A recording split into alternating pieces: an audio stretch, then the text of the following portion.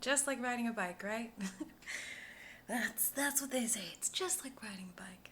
Well, okay. I mean, look what the cat dragged in, right? That's kind of how I feel right now. And it's approximately 6:15. I have a friend on his way over. We're just gonna hang out. It's nothing weird like that. And I'm sitting here with my new setup, which is not mine, but I am going to be allowed to use indefinitely. So obviously, it's been a minute. Hey guys, I love ya. Love ya all, each and every last one of you fucking weirdos who's still here. I love you so goddamn much. And I'm back by popular demand. I was really just held up because I didn't have any equipment. And I've been acting so fucking crazy lately that all of my friends or coworkers, I guess you could say, or just like industry people that I know don't really want to deal with like how fucked I am right now in the head. And I don't necessarily blame them. I can totally understand where everyone is coming from because I know that I intentionally put off a certain vibe that is meant more than anything to turn people away and to sort of protect myself because I do feel very vulnerable. So the more vulnerable I feel, the crazier I act, and I act out, and I make people really upset on the internet. Oh God, it's so funny, because they're so stupid. Because I mean, the whole thing about my shtick, and I'll just give it away right now. The whole thing is that I'm always kidding. And the problem is that people can't really tell when I'm kidding because I do such a stellar job at like the deadpan thing. I do such a good job at that no one really knows when I'm kidding. And that's like the best compliment that I can ever get as a performer and as an artist because that means that I'm really embodying fully and committing to the tone that I'm ascribing to. So it's like I'm really achieving my Kanye West goals when people are telling me that I'm batshit crazy. And that sounds a little backwards, but sweetie, there are a lot of ways to skin a cat, you know? And the real question is, what are you going to do with all that cat skin? So people just don't understand. And that's okay. I don't need to be understood by really anyone. But that's not true. God, I wish that was true. Because the truth is, it hurts me. It hurts me to feel misunderstood. It hurts me when people, confuse my intentions. It hurts me when someone thinks that I'm bad when I know that I'm not, I know deep down in my heart like who I am and what I am, and I know that I'm not bad. I know that I'm not out to get anyone and that I'm not trying to bring anyone down, and the people that get upset about the stuff that I say is just because it's like hard to hear, and I get that. It's hard to hear a woman like love her body after it's been like decimated so many times. It's hard to hear someone talk openly about sexual assault and rape culture and capitalism and racism and the things that really fucking fuck us all up. It's hard to hear someone confront those really harsh truths within themselves and within the world around them, and then their reaction to that. It's like hard to stomach all of those things, and it's hard to stomach the type of people that are trying to like put it in your face and make you deal with it. And congratulations, my mother didn't love me, so I'm one of those people. Oh, sucks. It sucks though. It really does suck. It sucks to be me, but not that bad. It could definitely be worse. It can always be worse. Oh man, have I said that enough? It can always be worse. You guys? You guys? Okay, so James is on his way over. It's 6:20 now. And I'm here. I'm here because I missed you and I love you and I have the equipment and now I'm going to get back to it. And I've been spending a lot of time trying to think about what the next move is, It's like I don't want to just always talk about what hurts, but unfortunately, those are usually the most compelling stories, and the ones that connect you the most with other people are when you tell about the fucked up shit that happens to you, and not just like the glossed over version that you tell at dinner, but the real version that you tell your best friend. And that's what you guys like the most, I've noticed, about this podcast, if you could even call it that. um, so I'm going to keep going down that path. So the next 3 episodes, I'll still probably do interviews, maybe, I don't know, sort of, eventually. It's just hard. It's hard to find people with good stories. It's hard to find people who are willing to open up. It's hard to find people that, can just like be on my schedule. So until then, the next couple of episodes are just going to be me talking a whole lot of shit about local comedians in Chicago and the comic scene, because in our timeline, in this podcast, for you, the listener, right here in your ears, you and me, babe, it's 2017, like I just started doing comedy, Trump just got elected, a lot of weird shit is happening, and I just jumped off a building, that was weird, remember that? And now I'm like a person again, out in the wild, doing human things. And what is that? Well, sweetheart, if you have to ask, I guess you'll never know. No, I'm just kidding. I was dating, yeah. Really, comedy, more than anything for me, has been like a vehicle to meet men. Because it's like, we're all around the same age, we're all kind of doing the same stuff, we're all into drugs, we're all open-minded, we're all chasing some kind of unattainable, indescribable, abstract feeling, or like a concept of a feeling, which is when you have a good set and you're a comedian, you feel like you want to fight. And that is a high that people chase like more than any drug addict that I've ever seen. Like I've seen my friend James, who's on his way here, lose his whole life over heroin. I've watched him go in and out of his addiction. You guys have heard his story if you listen to that episode and you're not an asshole.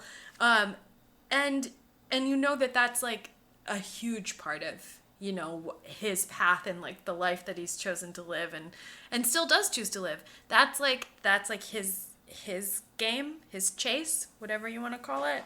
But comedians, bro, man, when you're chasing something that's like not even real, like not even a real high, just a perception of a feeling, of an experience that you potentially could have, because you really need like a crowd in order to have a set like that. So that means that you have to be up in front of people, which means you have to have the opportunity to be in front of people, which isn't always super easy to come by, especially in the beginning, especially when you start, especially when you're not that good, which is, nearly everyone. They're not that good. So you spend a lot of your time at open mics, and you spend a lot of your time with these other people. And so I jumped into this whole comedy thing, and it was weird, and guys were weird, but it was like, being dumped in to, like, you're like the chum, basically. It's like when you're a female comic and you start doing comedy for the first time. You are the chum that is being dumped into the tank, and they just circle you and like eat you alive piece by piece. And so we're gonna go over each of these pieces tonight. Hi, I love ya. I just want to give a quick little shout out to the boys who are probably really upset. Oh, sorry. Real upset about this episode and have to, listen to it and screen to make sure that I'm not saying anything crazy. Ooh. Or too revealing. Oh. And, well, they're going to be disappointed. So that's good for everyone else who isn't them. And there's only 1, 2, 3, 4, 5, 6. There's only 7 people on this list. I went on I went on another show recently. It's still on Facebook. You can watch the live stream if you want to. I went on a show called Nobody Likes You. And I've promoted it on here before. I wanted to go on it for so long. I even started like fake drama on the internet on Facebook so that people would get mad at me so that I could be on the show. But I went on there and I did briefly touch on the fact that I had had sex with a couple of comedians, and I think that on that show I said it was 4, and that's just because I wasn't looking at a list, and it's actually 7, and I do feel like some of them don't even really count, but I guess I'll let you decide, what side of the fence you want to put these young men on. Does it count? Does it not count? No. There's only one of them. It probably doesn't really count. But, okay, so let's lay out some ground rules for a second. And first I'll just start and say that I'm going to use their real names. I'm going to use their real names, and I'm also going to use the real name of an ex-boyfriend that I had, just because when I talk and tell these stories, it's going to be so much easier for me to remember things accurately if I'm really, talking about the person that I'm talking about. It's hard to like remember something so clearly when I have to be like, that guy that I used to date, or the first comedian I fucked, or the second comedian I fucked. Like, if I put them in order like that, it would be better for them, I'm sure, but it would be harder for me. And I don't know why I have to make anything easier for them. So they're going to be upset because I am using their real names, and I'm doing it for my benefit, which is selfish, but to, I don't know, be fair, I guess, is the way that I'll choose to look at it. I will plug their social media handles and their projects so that you as the listener, have the opportunity to check these people out and see what they're about, see what they're making, see what they're doing. Some of them are doing really interesting stuff, and I think that it's important that you support other artists, and like maybe these are men that I don't have fond feelings for anymore, but at one point it did. At one point I can say genuinely that I had love, deep love for each and every one of these people. So, and I'm gonna give you all the dirt. Like, really, you're gonna get the best of this, but I'm also gonna use their real names, which, I know one in particular is gonna really hate this. But I'm going to use his real name. I'm going to use all of their real names. I'm going to give you their social medias.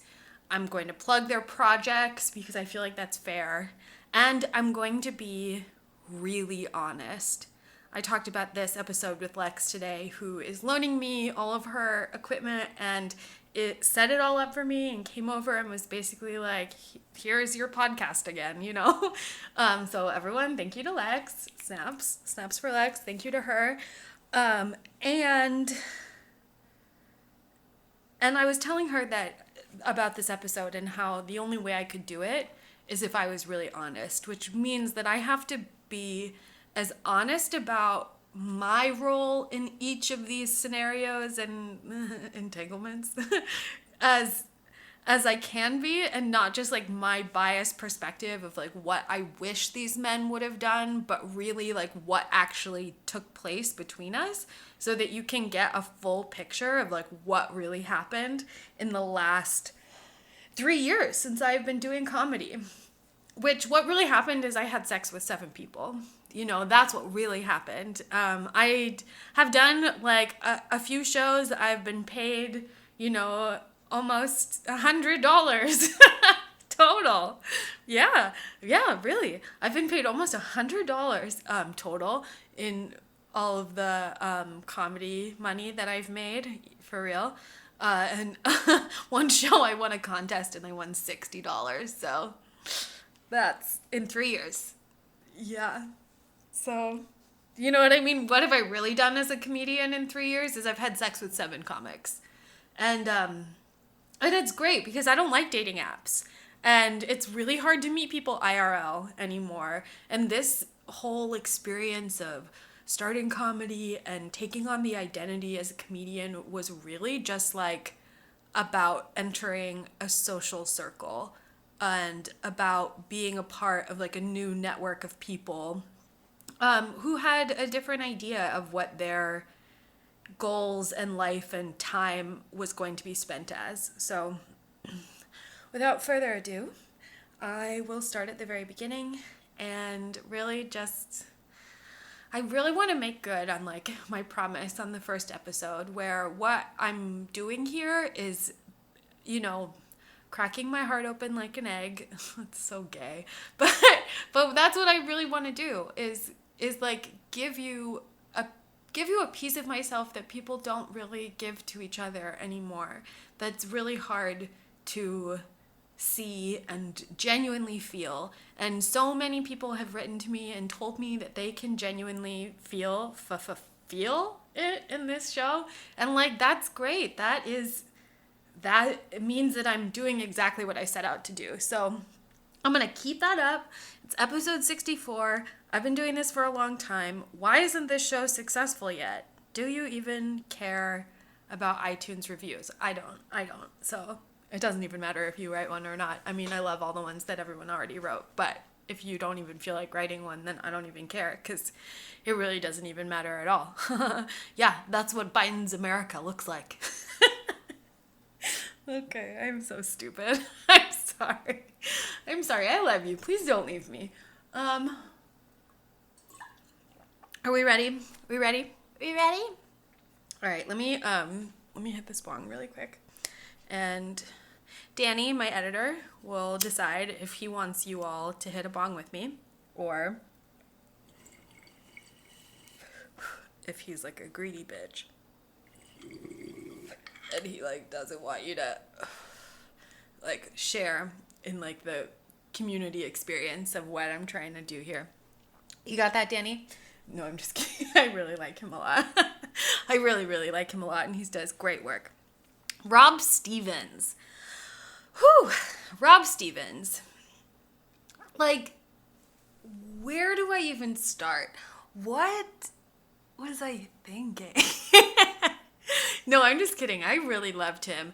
And Rob Stevens, or Robbie, he was like my first real boyfriend after Harrison, and he was the first guy that I really like had a real relationship with. I think honestly looking back, it's so fucked up that I have to say this, but Rob Stevens and I had the healthiest relationship that I've ever had with another person / man, but man person. We met like 2 weeks into me doing comedy, and he told a joke about the Property Brothers and Taylor Swift, and I was like so smitten with him. I thought he was just really smart and funny and clever and weird, and he was quiet and he kept to himself, and I really liked that because right when I started, a lot of guys were really forward about trying to fuck me, and it was just uncomfortable and weird, and he just kind of hung back and didn't make me feel weird and didn't hit on me and didn't even act like I existed. And it's funny, he told me this after we had sex and after we started dating, but he said, "You want to know the best way to fuck a girl? Act like you don't want to fuck her." And he was right, though. He was so right. And for me, oh my God, does that work on me? If a guy doesn't give me the time of day, if he's like not interested in me and he acts like I'm not special, that is like fucking catnip to me. I will chase those guys to the ends of the earth because I will feel like I have something to prove, and I'll just want what I can't have, and I'll want to take on the challenge of like convincing them. This is why I'm even a comic to begin with, is because I'll take on the challenge of taking a room full of people who have never met me before and don't know, dick about what I am as a person, and I'll be like, I'm gonna make you love me in 5 minutes or less. Like it takes a psychopath to feel and think that way and to really act it out, but that is who I am at my core. So when Robbie was like not interested in me, I was even more determined to get his attention and to get what I wanted from him, which at first I really thought was just like sex. I was like, man, you haven't had like sex in a while and you haven't had like a fling or anything like, fun in a while. And I thought it would be fun. I really did. That was what I was thinking. We ended up dating for a year, but going into it, I was like, yeah, this would be fun if I just like fucked him. I was kind of like a dude about it for the first time ever because I hadn't been in very many relationships before that. I had really only been in relationships that had lasted for very long periods of time and were very serious and were very much like, do you want to get married at the end of it? Like that was the question that I faced with like each of them. And I mean, yeah, those worked out really well. So I was just like, comedy is fun. I'm like, this was the sweet spot when nobody knew who I was. No one was super nice to me, but like nobody was hating me yet either. So it was really like, oh man, those first couple of months doing comedy, like the first 3 months that I did it, it was like fun and games. And it was really just a laugh. And it all really changed as soon as I started treating it like my own personal dating app. But that's what I did. That's the choice that I made 3 years ago. And I have to face that, is that I just didn't have like good intentions, not for any of these men or really just like myself, because I didn't know, I wasn't fixed yet. I wasn't healed. I still had bangs. I was working like my 9 to 5 like real job. I was still hiding, I didn't like come out and tell anyone how fucked up I was. I didn't come, it wasn't like my now it's my front foot forward is like, I'm crazy, what's up, do you want to fuck? Like that's who I am today. But 3 years ago I was still very much like quiet. I wore a lot of neutral colors. Like I wore like business casual outfits to like open mics, and it was just like I had glasses. Like I was just Robbie called my style normcore, and I loved that he knew what that was and was like, he was into it. He really liked how boring I looked, because it was kind of his vibe too. And he was just, God, he was special. He worked on his school newspaper. He grew up in Florida, which was like weird. But he didn't have a lot of friends, and he moved around a lot when he was a kid, and he didn't get like the adaptable like part of when you're the new kid in school. I think one of two things happens to you. It's like you're the new kid in school all the time, so you become someone like me where I can get dropped anywhere and I'll like make friends and enemies and I'll figure everything out. I'll learn the lay of the land. I'll figure out everyone's role and I'll like find my place, and I am adaptable enough to take care of that on my own without too much stress. Now, other people can go through that same experience of moving around a bunch and always being the new kid, and instead of becoming adaptable, they become withdrawn and closed off, and it becomes hard for them to make genuine connections, and it becomes hard for them to be the new person, and it becomes hard for them to experience change and to really soak in their experiences because they feel so uncomfortable. They don't want to see what's out there. They don't want to risk anything. They don't want to be vulnerable. And so him and I were like pretty opposite, even though, we both like had boring jobs and were doing comedy at night. Like as people, we were very much like polar opposites. But, like I said, he just did not give me the time of day. So I really I pursued him pretty hard and made it really clear that I was like DTF. And, I didn't know what I was doing because even though I'm like old at this point, past the age of 25, this is my first time being single. I'm actually closer to 30 at this point now. than I am 25. But this is my first time really, really being single and just, dating around, I guess, or whatever the fuck you want to call that. But obviously, I couldn't even do that because, as soon as him and I started hooking up, uh, it just went from 0 to 60, like really, really fast. Like in a matter of like 2 weeks. Like the first night we hooked up, it was like all of my boyfriends in the past, where the first time we have sex, I've already laid enough like emotional groundwork with that person to be like, I love you. So like Robbie and I said I love you the first night we had sex, which I think is very sweet, but it's unrealistic to maintain that kind of standard, and I've learned that over the years, but I hadn't really sunk in yet because we said I love you and we had sex and then and then let me tell you, babe, that was the mistake. That was a huge fucking mistake on my part. Because as soon as we had crossed that threshold, where for me it's kind of like, oh yeah, I like love everyone a little, like I love you if you like are alive. And like even if I like you a little, I'll be like, I love you. I'm so happy that you exist, which is sweet. But we had sex and it was like our first time was kind of weird.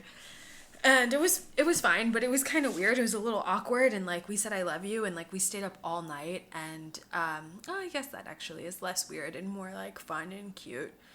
But it was weird because it got so serious so quickly. So like because we had only known each other for 2 weeks and because we said I love you the first time that we had sex and because we had spent the whole night up talking to each other, having like one of those like moments where you're like, oh my gosh, you're my person, you know what I mean? When even though it's like there's not enough time or information for you to possibly like know that for sure, that's just what happened and where we were at after our first time. So we were in love and then he was my boyfriend and like boyfriend with a capital BF. And then it just got really fucking, dude, this sucks. I hate that I did this and I'm so mad at myself like looking back because, for whatever potential I like had as a comic, I like pissed it all away to like be in this relationship with this guy and to, you know what I mean, just follow my own pattern of trauma. Which is like cool. Love that for me. Love that for me. So we start dating. I'm about a month in of doing comedy and we're like 2 weeks into, texting and hanging out and having sex and whatever. And we go to open mics together. And like at first I was kind of like really, reserved and didn't want to like just be someone's girlfriend. I didn't want that to be my label. And I didn't want anyone to think I was there to meet men when in fact, that was actually all I was there to do. I just didn't know it yet. But I thought at first that I didn't want to be like known as that girl. And I also didn't want to like ruin any other options, I was just kind of like, I'd fucked him and like we had said I love you, yeah, and that was fun and cute and whatever. But at the same time, I was still kind of like overwhelmed by options and just, remember what it was like when you went to college for the first time and there were just new boys everywhere or like girls or whatever you like, or remember the first time you started going to music festivals and there were just like new people everywhere and you're just like, wow, you like the same stuff I do and you're right fucking here in front of me, like, and you want to like get high and smoke cigarettes, like, okay. But yeah, with Robbie, he got really possessive really quickly. And I typically like that in a relationship, but it wasn't in like the normal way that a guy gets possessive. It was like, he was like comedy possessive, like he didn't he didn't like it when I hugged other comics. He didn't like it when I got booked on shows. He didn't like it when anything good happened to me, like for comedy. Because the truth of it was that he had been doing it longer. He worked harder than I had. He was funnier. He was quippier. He was just better. But like, people didn't fuck with him as hard because he was withdrawn and he was closed off and he didn't hang out. And so much of comedy and getting booked on shows is just about them wanting to hang out with you and wanting to be friends with you and wanting your company. And so if you don't make your company, desirable, then you don't get a shot at it. You don't have like an opportunity or like a future in comedy. And it sucks because I was like a not terribly unfortunate looking female, I got a lot of attention like right away. Even the first time I went to the Laugh Factory, which is, one of like the 3 main clubs in the city of Chicago, I went and skipped the line and I went first. And usually people have to wait in line for like hours outside, just like trudging in the cold. Really, it's just so humiliating the way that they used to do it, is make them line up outside to wait for the open mic on like a Monday. And I just like went inside and like found a piece of paper and like signed my name on it. And I guess that wasn't what you were supposed to do, but I didn't know that. And so I did it and I got away with it, which like pissed him off. And then I went up and I did 3 minutes of material, 3 minutes of half-baked material that I had been working on for, less than 3 months. I was still like so new. I didn't really even know how to write a joke. And so I do that one time. He's been coming to this club every week for a year straight. And then I get booked like immediately. And I mean, I'll tell you what happened with that on the next episode, because that's a whole thing in and of itself. But I got booked at the Laugh Factory the first time I went there, which like shouldn't be the way that it goes and isn't really, but I have really nice boobs. So I got booked and he didn't, and all my jokes were about like sex and, because you don't know how to write anything else when you first start, especially as girls. It's like the go-to is to talk about like sex and relationships because you just really have no other thoughts in your head, and you don't know how to make anything else funny because that's like the thing you're used to joking about is just like whatever is wrong with you in your relationships. You make it funny so that you can cope, and then that's what you turn into jokes when you first start. And I did the same thing. I followed the same path. So it wasn't like I was special. I wasn't some kind of savant. I wasn't this like comedic genius who came out and was like, look how funny I am. Because you guys, obviously, I'm funny. But it's one thing to be funny when you've listened to me talk for hours and hours and hours. And it's another thing to be funny on purpose, on time, in 5 minutes or less. And convince someone that you're funny enough to give you more time. That's a much harder thing to do. So I did it, and I didn't deserve it,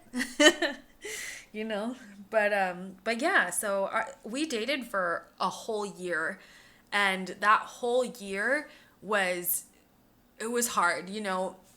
At first it was fun, but he got jealous and like, I didn't like that, and I didn't like how possessive he was, and I didn't like how it made me feel when he was like, because I'm still coming from this like hippie background where it's like, I give everyone big hugs when I see them, big long hugs. He hated those big long hugs. I give people big long hugs. I'm like, hey, like lots of eye contact. I'm like nodding a lot. I'm like excited about whatever they're talking about, just because like that is the community that I come from, and like those are the people that I'm friends with, and like that's the group that I choose to be a part of because I like when people treat me like that. But comedians are not like that, and when you come into their space with that energy, like it gets so wildly misinterpreted. You are very much just like the girl who's trying to fuck everyone. And that may have been like a little bit true, but like I'm discerning when it comes to like the dick I'm trying to grab. You know, it like definitely wasn't me throwing it out at anyone who would take it. It was just more like that was my personality, and it looked like I was trying to fuck everyone, you know? And so getting a boyfriend was like a convenient way to sort of like end that, but it also just became like this really big agitation right in the beginning. I'm 3 months into doing comedy and I already have like a jealous boyfriend who doesn't want me to talk to other comedians, who doesn't want me to get booked on other shows, who doesn't want me to like really succeed or thrive. And like I didn't really think that was a problem. I just like knew he was so insecure that it's not like he didn't want good things to happen to me. It's just that like he couldn't handle the jealousy ever, you know? And I didn't do a good job of like making him feel secure. You know, I was more kind of like irritated that he felt those ways, and I kind of thought he was like weak for not just like being happy for me or thinking that I was special. Yeah, I thought he was weak for not thinking that I was more special. And, you know, I just like, in the beginning of this relationship, I feel like I had so much power because it was kind of like I was sought after and I had chosen him, but he didn't feel secure, you know? So it was kind of like I had all the cards, and that's like the worst situation for me to be in because I'm an asshole and I'll like be fucked up, which is what I was, you know? So I broke up with him like a month into us dating, and he like begged me not to, and then I was like, oh, fine, whatever, I guess, you know? But then I just like I wasn't my best self, you know? I wasn't my best self, and I kind of looked at him in the beginning. I was like, look at him like I was using him. Like I was just using him as someone who, you know, the sex was good, and like I liked having someone to get dinner with after work, and I liked when he would buy me presents, and I liked, you know, just like having the comfort of like having a boyfriend. I was so used to that. I had been in so many relationships for so long that I didn't even, you know, that time between me jumping off a building and being in the hospital to like Robbie, I had been single except for that, you know, those guys who came to my hospital room and were like, like, except for that, I was like so single. I didn't hang out with anyone. I didn't hook up with anyone. I didn't have anything going on. And then he was the first person that I was really like about or with, you know? So I was just such a fucking crazy cunty bitch like the first all of our time together. all of it a month in, you know, I broke up with him and I was like, I can't do this, you're blah blah blah. And he's like, no, he's like I like you and I love you, and he's like and I respect you. I remember that. I remember when I tried to break up with him, he told me that he respected me, and then I was like, oh well, in that case let's stay together. And I just liked that he seemed like he wanted to be together so bad. I just liked that. And that was the beginning. That was the first 3 months of me doing comedy and getting started. And, you know, we kept dating and things didn't really get better between us, and things didn't really get better, you know, between like the comedy. We would fight all of the time about that shit, and then we'd get into these big fights, and then I would break up with him, and then he would be like, fine. And then a couple of times he was like, no, like I don't want to. And then after maybe like 3 or 4 times, so now we're like 6 months into our relationship, 3 or 4 times of me being like, no, I don't want to be with you anymore, meh, then he was like, fine. And once he got to that point, I completely did a 180. Now it's like, remember, I'm not even really that invested in this relationship to begin with. But as soon as he got to the point where he was like, I don't want to be with you anymore because you're a hassle, that changed everything for me. And I went like full batshit, like relationship psycho, like trauma, like PTSD, like didn't really like, oh, that poor thing. I do feel bad for him. Just because there was really so much of our time together that was spent on these really futile arguments that had nothing to do with anything and was just me projecting all of these like fears and insecurities and like unhealed trauma wounds that I had that like I haven't even really healed now, which is why I'm still not in like a healthy relationship. And we can get to that on a different day, but ugh, that's its whole own thing. Anyways, wow, I can't believe I spent 40 minutes already just talking about one guy. Is this gonna be a long one? No, the rest are short. Anyways, so 6 months in, he's sick of my shit, honestly, and I don't blame him, but I don't know how to stop or change or get better, you know, or like, I don't know.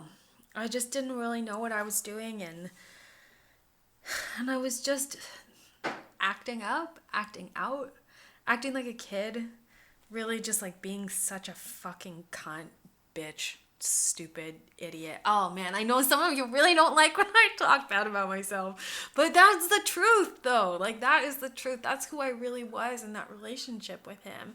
Because I was really a fucking idiot, and I would start fights over nothing, and like we both stopped doing comedy because it became too tense. You know, it was like the winter came and we had been dating for 6 months, and we started like, you know, taking acid and doing Molly and like really just like doing the stuff I liked, and he was down to clown. And so it was like we spent a lot of time going to see movies. We went out to dinner like 3 or 4 times a week, which I love. And, you know, and he was like my first like real boyfriend because he would like pay, and he like had his own place, and like I would sleep at his place a bunch, and like we were gonna move in together. We found a place. Like we were really getting so serious. I met his parents. I flew to Florida with him and like met his parents and like stayed at his family's house, and like it was, like I said, it was the most healthy relationship I had ever been in, but like I was super, super fucked up. And you know, a year in, like him and I had both really stopped like doing comedy. I was still getting booked though, and that was the problem, is like once every 3 months I would get like thrown a show at the Laugh Factory, and neither of us were doing open mic, so it's like we weren't really working on any material, we weren't really getting better, we weren't really like thriving as a couple or comics or artists or writers or anything. And like it was just, you know, we were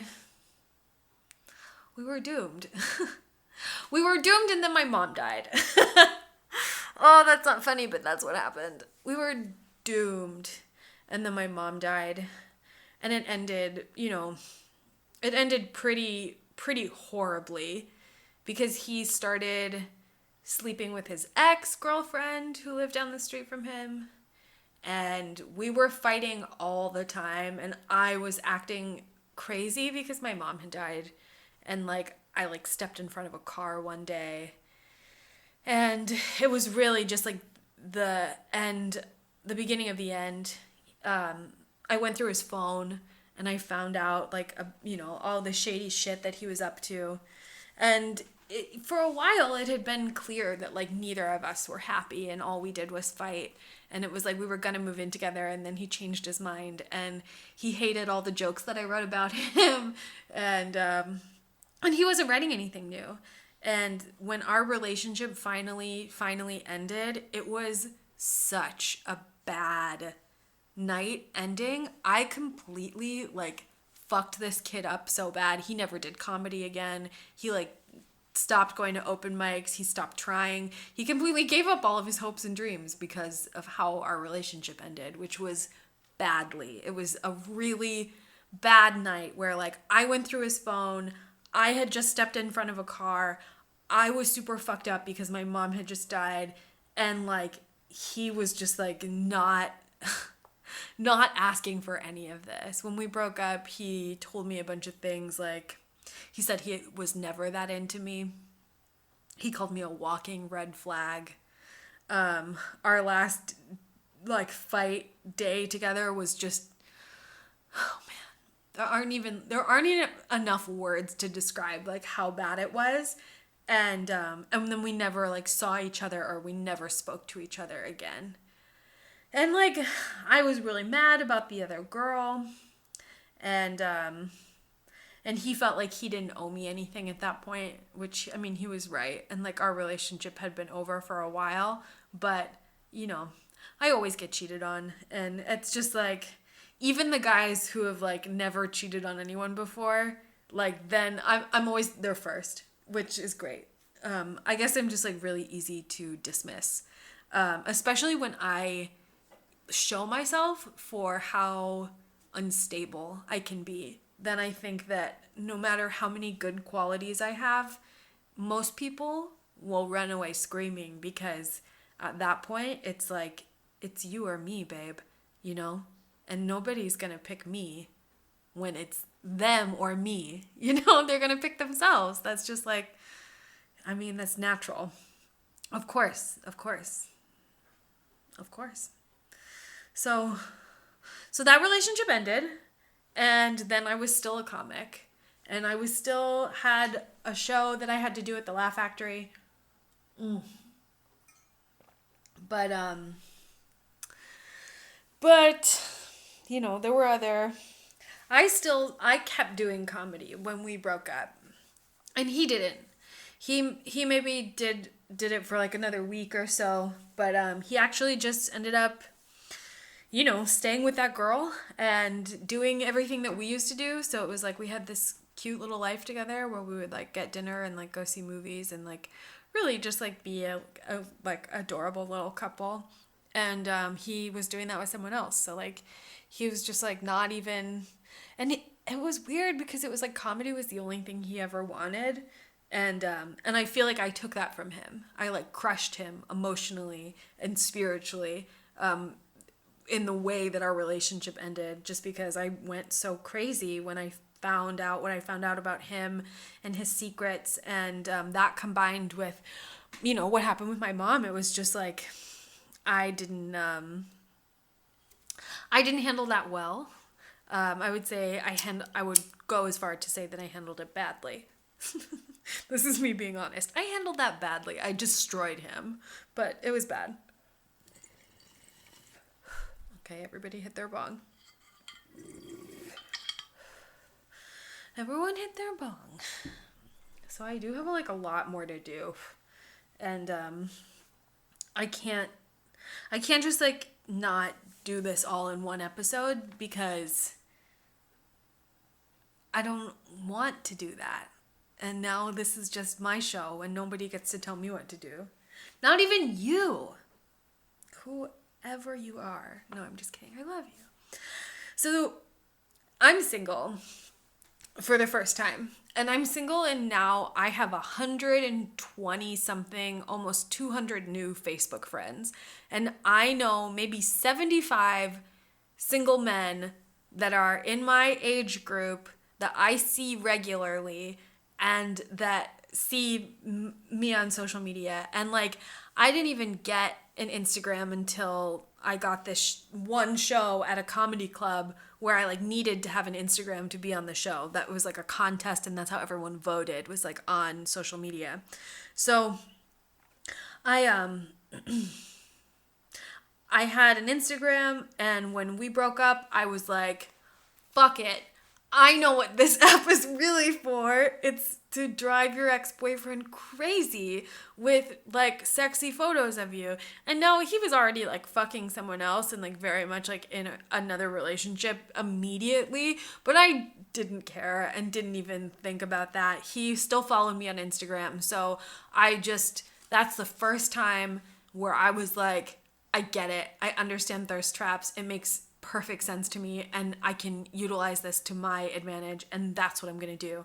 So I just like started posting slutty photos and boy, did that have an effect. You know, I'm almost 30, but it's like the first time in my life I'm ever putting myself out there on the internet like that, like my body. And like, you know, I've never been on a dating app at this point. I don't post photos on Facebook, and I just got an Instagram for the first time. So I was not engaging in this kind of behavior up until this point. And it was really kind of salacious, you know. I like got so much attention right away that I was genuinely overwhelmed. It was like I just found out I was hot for the first time in my whole entire life. And not only did I find out I was hot, I found out that I was like sexy, and that there were like 20 guys who would bend over backwards to bend me over backwards.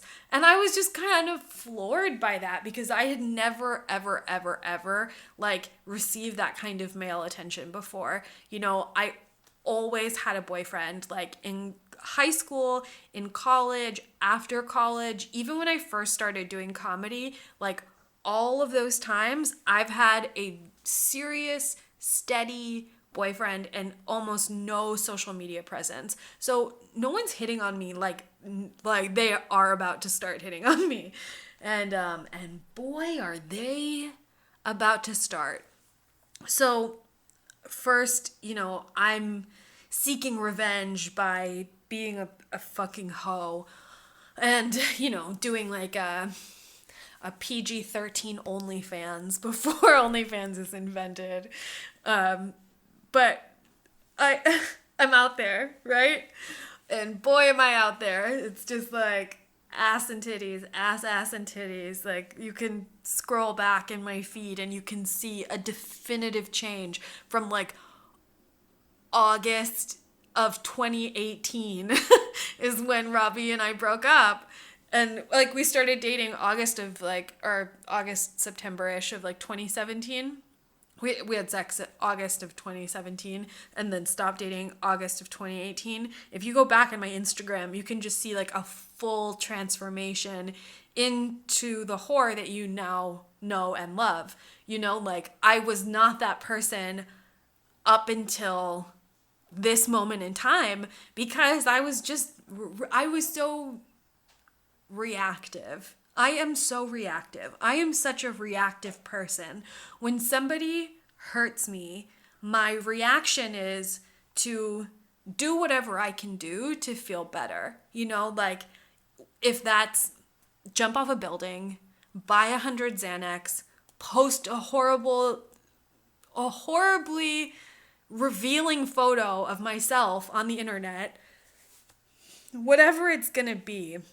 It's not even what's actually going to make me feel better. It's more like whatever I think is going to make me feel better, then I will do that, even if it's a bad idea, especially if it's a bad idea. Usually if it's a bad idea, then I'm like more amped to do it. Then I'm like, yes, this is a bad idea. Do it. That's my go-to. So I get hit on a bunch. Now at this point, it's like I didn't have a lot of time to feel lonely after Robbie and I broke up. And like, I had a really hard time with that breakup. Like maybe 2 or 3 months of like calling him and texting him every day and really trying to like sending him emails. Like I just could not handle like not being with him anymore. And like, meanwhile, I'm like posting all these photos and I'm getting all of this like attention from other men, but I just like couldn't let go of him. I don't know why, I just couldn't. But a bunch of guys started hitting on me, and you know, certain dudes, they have a different way of going about it. There are some guys that have like the long game.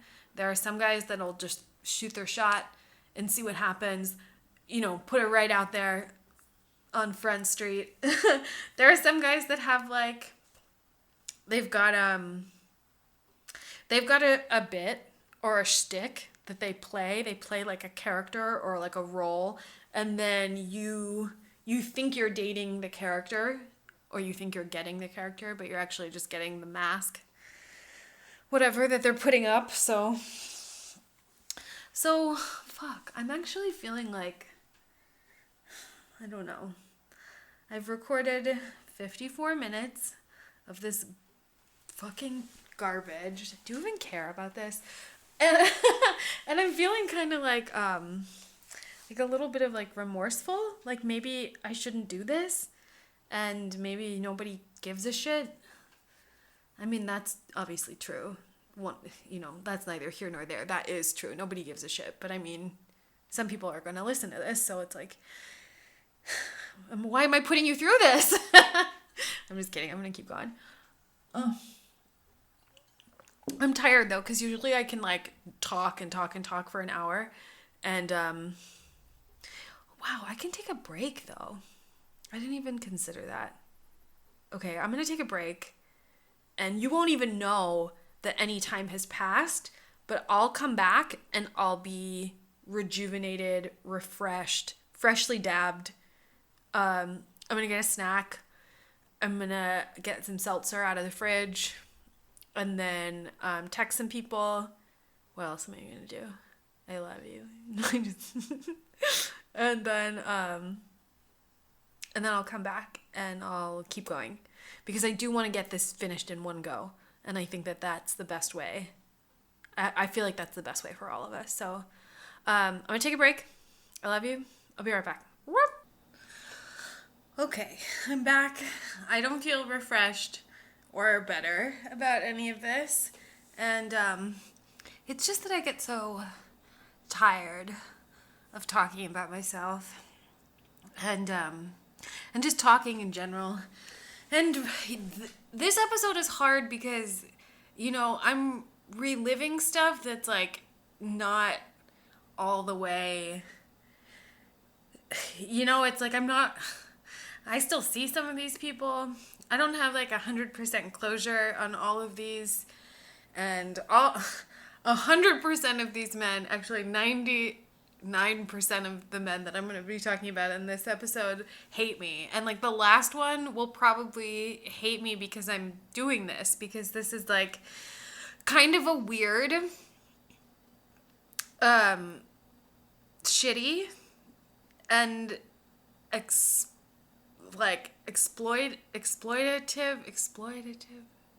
It's like it's something that you do to exploit people.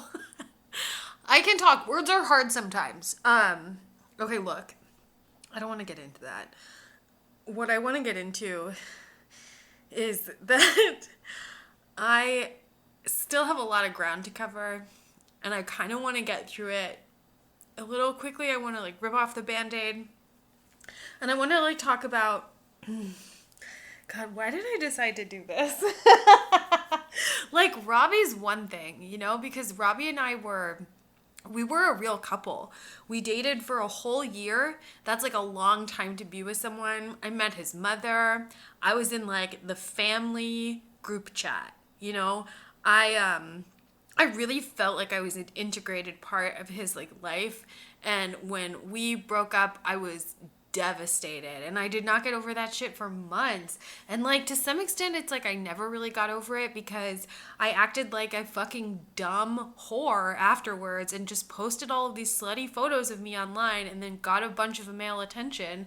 And then what follows is like the list of 6 people that I slept with like in the next year and a half after that, so like August of 2018. So I guess like in 2 years, then I slept with 6 people because I'm a hoe, because I've never been single before, because I was never given this much attention by like dudes that, I've been raped a bunch, but like that doesn't mean that I was never like the hot girl growing up. It was like much later in life that I realized that I was cute when like other people started acting like that. And I was always like guys have always been like easy for me, if I want to date someone, like I've said this before, if I want to date someone, if I want to fuck someone, like usually I get to, if I don't, it's more often than not some kind of extenuating circumstance, like they're in a relationship or they're disgusted by me, and all of those things are real and have happened. But more often than not, I'd say my batting average is like pretty high. You definitely want me on your team. I'm a slut because I'm someone who's very sexually successful. That means when I try and sleep with someone, I get what I want. When people try and sleep with me, do they get what they want? No. They get a fucking nightmare. Horror show, but, you know, they didn't know. It's like I'm cute on the outside. I'm ugly on the inside. I'm ugly on the inside. Every time a guy hits on me online after I post one of my many slutty photos, which can I just say are not even that crazy. It's like what I think is so funny is that people get really riled up over like the curve of someone's body or like the outline of their skin. It's like I don't really have to show much, but if it looks like you can see like a little bit, it's just, I don't know, it just comes off as so salacious, and I don't really know like why that is. I think it's like our puritanical like repressed feelings on like sex and like love. And the thing is, like, I have been strip searched and raped and like destroyed so many times physically that it's kind of like, I think sex is like a joke, you know? And I think being hyperbolic about my own sexuality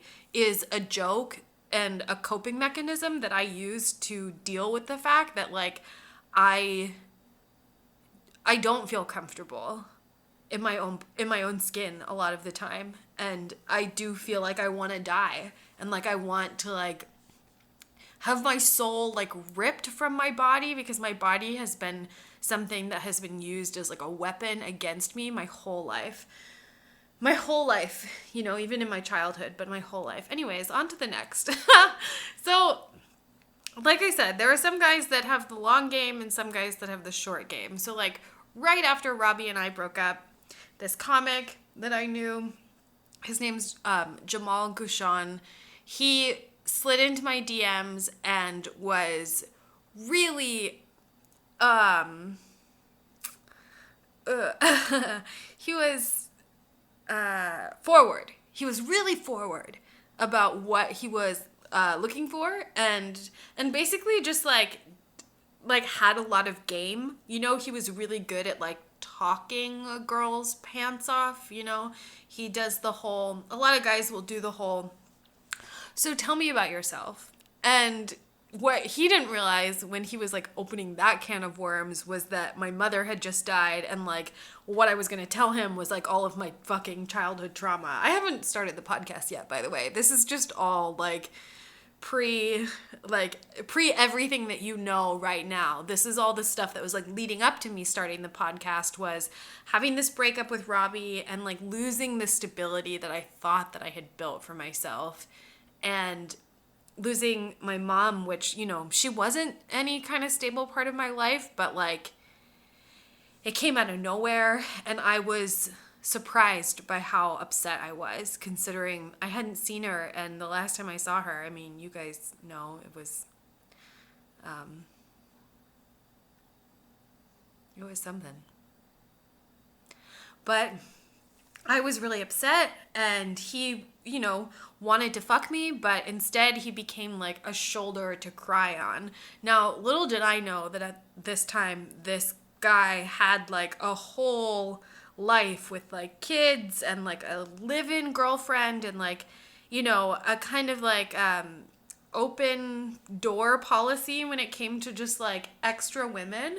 But as soon as I found that out, I was just kind of like, you know what I mean? It's just like, oh, you wish, sweetie, that's so not gonna like happen for you, but you know, that's cute that you tried. That was how I treated him, at least. And we became friends, and friends, quote unquote, the kind of friends, you know, where all they are trying to do is fuck you. But we became quote unquote friends. We became friendly, and he booked me on shows. So he booked me on, I think, maybe like 2 or 3 different comedy shows. So now I'm getting booked, not even like, it's just like, it's like this weird thing. It's like I don't deserve it. You know what I mean? I'm getting opportunities that I'm not working for, that I'm not trying to have, but that are getting put into my lap because, you know, because I'm not ugly. because I post a slutty photo on the internet. That's how comedy works. For real. For real, for real. We'll get into that later. But, you know, Jamal's not really a bad guy. And we eventually did have sex several years later after he got married and then divorced and moved out of his, wife's, girlfriend, baby mama situation. I didn't want to... He made it seem like he had real feelings for me, but I didn't want to, like, get into that with him when he had a whole life. And then by the time that him and I hooked up, which was, like, literally a couple of months ago, it was just, neither of us... It's like he doesn't want to date. I only really like serious relationships.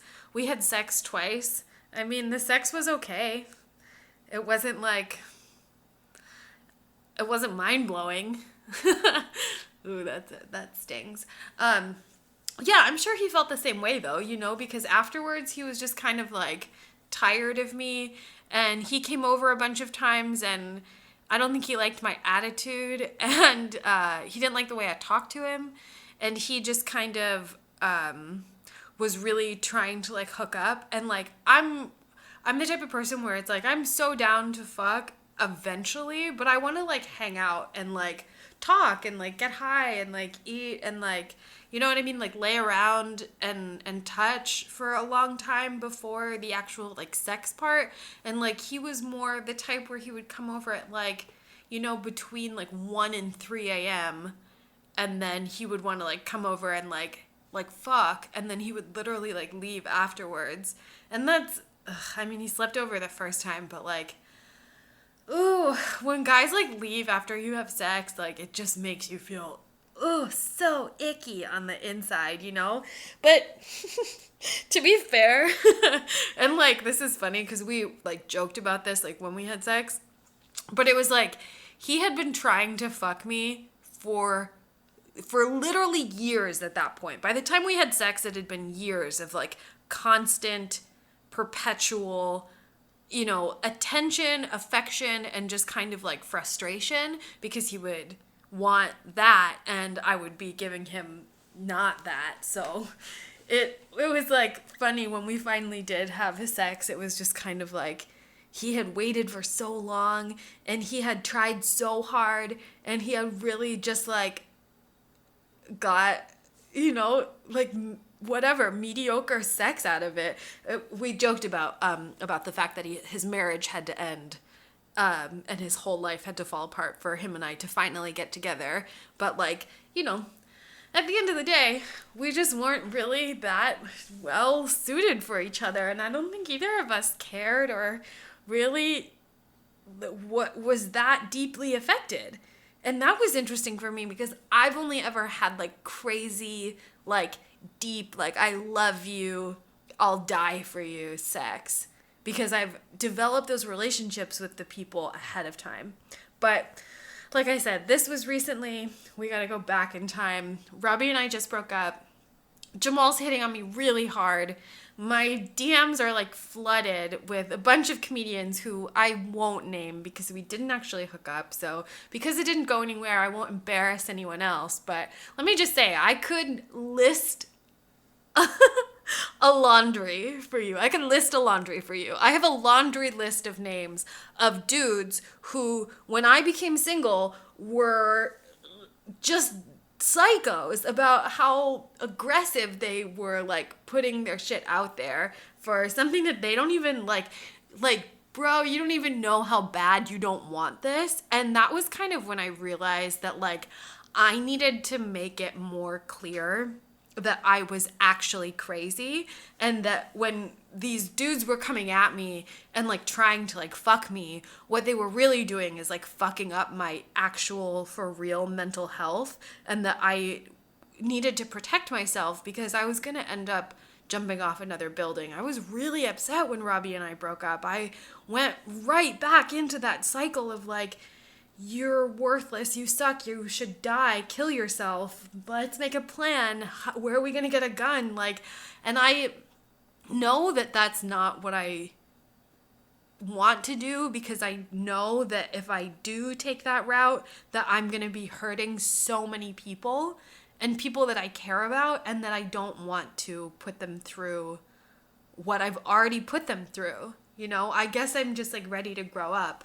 And part of me realizing that was realizing that like I needed everyone to know how crazy I was, so that I didn't have to hide and pretend to be someone that I'm not, and for people to think that when they came at me with their fucking bullshit, that like it's more serious when it comes to me, because I'm not well.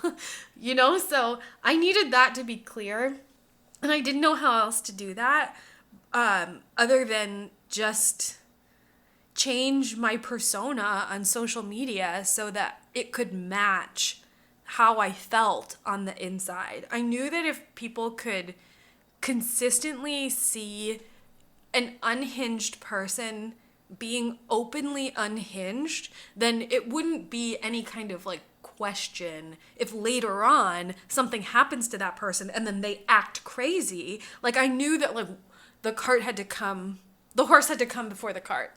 I knew that the horse had to come before the cart. But I didn't have a horse. So I had to build one. I had to build a horse on the internet. A Trojan horse. Do you like these metaphors? I'm really proud of them. I'm thinking of them on the spot. Okay, anyways. Man, this one isn't any easier. So, and this one has an ending too. And it's sad, and like this sucks because this one like hurts me. And I don't even know if this counts, honestly, because we never officially had sex, and I said I wasn't gonna list those people, but I did have a relationship with this person, and I did try to have a sexual relationship with them at one point, and it just didn't work out. But our third victim this evening is Tim Wolf. Oh man, Tim Wolf. God, do I have so much to say about Tim Wolf. I don't even know where to start. Okay, so first of all, this is how we met. I was in a competition at the Laugh Factory called Verified Laughs, and it was a show where 5 comics would go and do 5 minutes, and then the audience would vote online, like on Facebook or on Instagram, hence why I got an Instagram, and they would vote for who their favorite one was, and then people at home could watch the show. It was like live streamed. They could watch the show and then they could vote too. So it was kind of like if you had a social media following, which I didn't, but if you had a social media following, or if you had enough people. This is pre-podcast, by the way. Enough people like paying attention to you online, then you can win. You don't even have to be the best comic. You can just win by, sheer like velocity of vote. But I met this comic, and he was in this competition, and he beat me, and he was really funny, and he was just he just seemed cool. You know when you see someone online and it's like you don't know anything about them but like a couple of pictures and a few status updates, and you just know that there's someone that you would fuck with? Yeah, well, that's how I felt about Tim Wolf immediately. I just thought he was so funny and so clever, and I thought he was cute, and I was just like, who is this guy? I'm just like, he's not hitting on me. I'm like, I love that about him. Who is he? So I slid into his DMs. I hit on him. I initiated everything. I think like the first thing I did was like invite him, like tell him that my mom had just died, and then invite him to go on a road trip with me in California over Christmas. That was like the first thing I said to him, and he handled that like such a champ. He was just like, yeah, I don't know if I can this year, but maybe next time. And and it was just like, oh man, it was so genuine, and it was so sweet. And Tim is such a special person because he is like truly has a kind heart and like a good soul. And I wouldn't say that about any other person on this list. Genuinely, is that they have like a good heart and like a good kind heart. He's the only one. He's the only one I can really say that about 125% certain. So, he hates me now, in case you were wondering. Because they all do. Because it's hard to date me because I suck. I'm really selfish. I'm kind of a bitch. I'm great until I'm not great. And then I have a mouth on me. I'm like really, oh, that's funny. I'm really mouthy. No, I'm really, I'll say some shit that crosses some lines with people. And it's hard for anyone to, no one has dealt with me. No one has dealt with me unconditionally yet. I mean, maybe Sydney is the only person who I could say anything to, and she'd still love me. But even her, I'm sure there's a line I could cross somewhere, and I have before. And I feel like I have that a little bit with everyone, where I just kind of like push boundaries because I know that my parents didn't love me. So I'm just kind of like testing everyone else because I'm like, do you love me? Do you love me? How much do you love me? Not that much. All right, fine. I knew it. It's just a self-fulfilling prophecy. But Tim Wolf was a good guy. And when we met, it was like cute and sweet. And I had him over for dinner and he did not try and like touch me at all. And it was so funny because I was just kind of like waiting for him to make a move. We like hung out like every day for like a week and he still didn't kiss me. And I even like sent him like a weird text being like, this foreplay is really fun, but like I'm like, like ready for it to be over. And we finally did kiss and we finally did like touch and all of that kind of stuff, but it turns out we just like did not have sexual chemistry. And I think that was kind of the first time I was ever in that situation, just because I had never had like a bunch of random hookups. I had never really had an opportunity to meet someone where, we didn't have like bomb sex because I don't know. I just like usually have a feeling about someone and I hadn't been wrong up until that point, Every person I had a quote unquote feeling with. And now I've slept with less than, one hand's worth of men at this point. But like everyone I had a feeling about, and I had a feeling about Tim. I guess it was the wrong feeling, I had a friendly feeling about him that maybe we were like meant to be close companions, but just sexually, it didn't work. We tried to have sex one night after my car broke down. And I was with a bunch of other comics and my car broke down after an open mic and they like followed me to like a parking lot and helped me like, kind of get my shit together. But they were like, do you want to do Molly at his house? And I was like, oh, okay.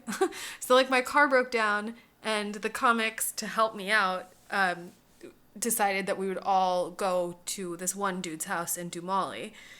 And so I'm like on ecstasy and then it's 4 a.m. and I finally get home and Tim comes over and we start to hook up and it was just, oh God, like I can't say that it's the worst I've ever had, but it's just kind of like, it was so awkward and weird and like we did not vibe and like we could like hang on, sorry. You fucking idiot. Why are men so stupid though? Like why is it so hard for them to do the most simple basic thing? I'll never understand. I'll never understand their malfunction. But speaking of malfunction, yeah, it's like there was no, there it is. There was no penetration. There was no, we both tried to give each other oral sex. It didn't work. It just like, we hated it. We both hated it. And it was awkward. And then afterwards, because he had officially asked me to be his girlfriend at this point, and we had not had sex yet. We had only been hanging out for like 2 weeks. And he did it in a really cute way. He like wrote me this like long letter listing all these reasons why we should date.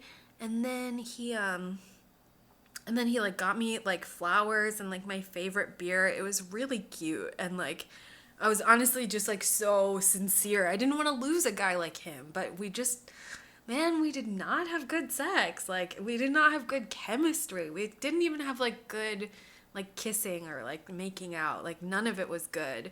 And that's so hard for me because that's what I guess like physical touch is my love language, and like that's what I look for the most in a relationship is like sexual chemistry. That's probably the most important thing to me.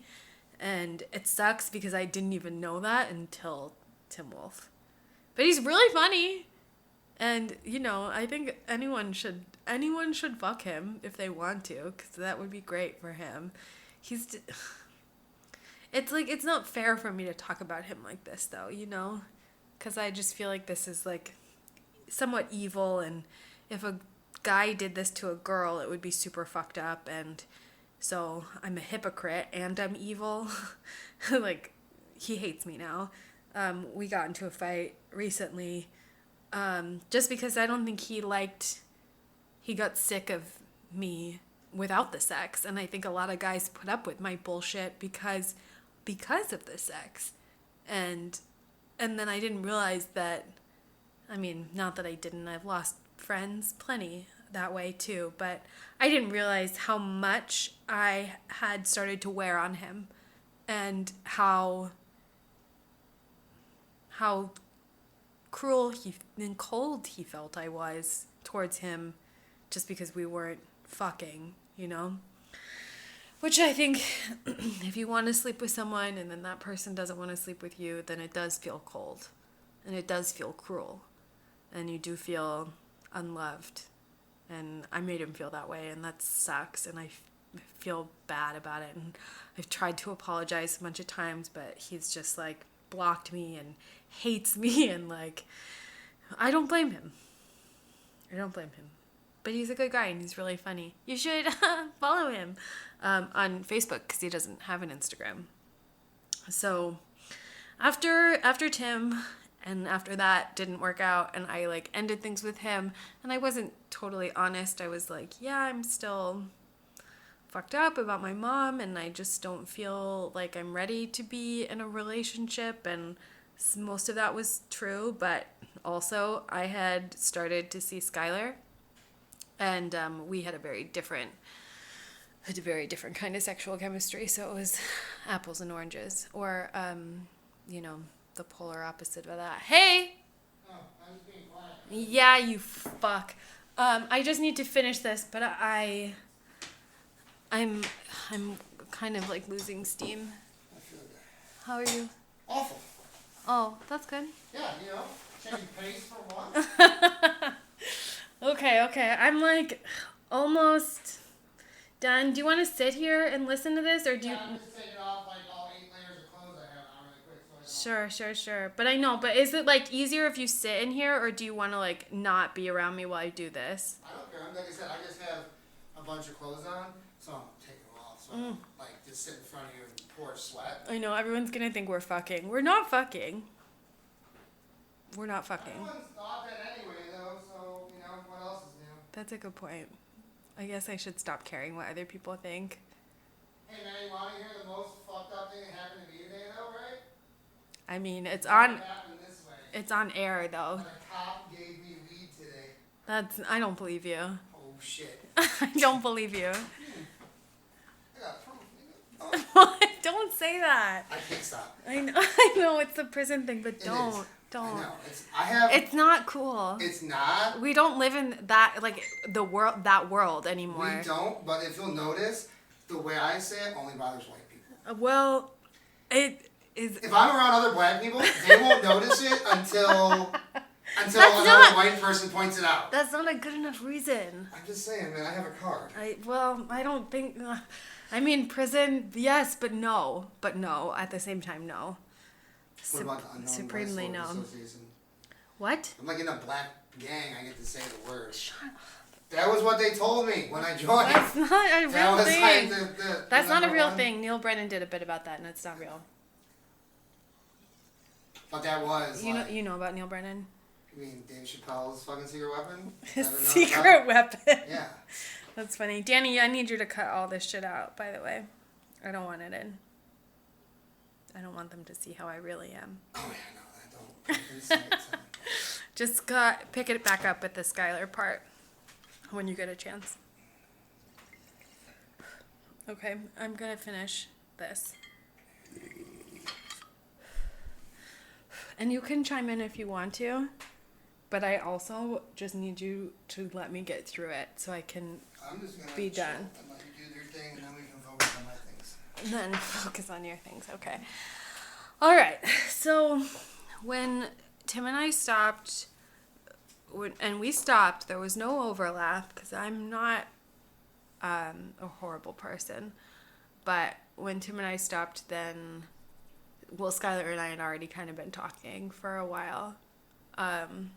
Shit. I'm embarrassed. I know. Well, I'm just embarrassed in general, just because it's like everything that I'm talking about is like the last like 6 people that I've slept with in the last 3 years. So it's just kind of like, this is embarrassing. I already know the play-by-plays. I know you do, but I'm just saying that in general, for anyone who's listening, I'm embarrassed. You know what I mean? This is so embarrassing. Anyway, Skylar and I started fucking, and it was like the same as everything else. It was like the I love you like right away. It was like before that. Actually, I'm gonna do a whole episode on Skylar, so I'm just gonna skip over him for a second. But we dated and were very serious for a pretty short amount of time, and then that relationship ended badly. It ended so badly that it's gonna get its own episode. So we'll pick that one up after this one. That will be the next one, I think, maybe, or the one after that. I don't know. But after Skylar, I was a mess, and my whole life changed, and you kind of would have heard it in, like, the previous episodes. Like, everything from Katie Oliver and beyond is, like, post-Skylar, so it was, like, before that, I was, super wild and fancy-free, like, in love, and having a great time and just like fucking comics. And then after Skylar, I was like a husk of a human being, just like a shell, and like completely fucked in the head. And I lost all of the stability that I had worked so hard for over the last couple of years. And it was like with Robbie, it was like that was a bad breakup, and that pushed me really close to the edge. But I managed to sort of like come back from that enough to just fuck my life up way harder like, a year later. So that was fun. And then I had to like pick up all the pieces again, I lost my job, I lost my apartment, I lost my sense of self, I lost my self-respect, I lost like every ounce of respect and credibility I had within like the comedy community, because Skylar was the first person I dated who was like ahead of me. He had accomplished more, he was more prolific than I was, and he was just like further along in his like comedy career / like journey than I was. So it was kind of like a freshman dating a senior, and then that senior breaks up with you, and then all of his senior friends decide that you are actually just a sucky little freshman and nobody wants to talk to you anymore at lunch. And like that's how it felt, when we broke up.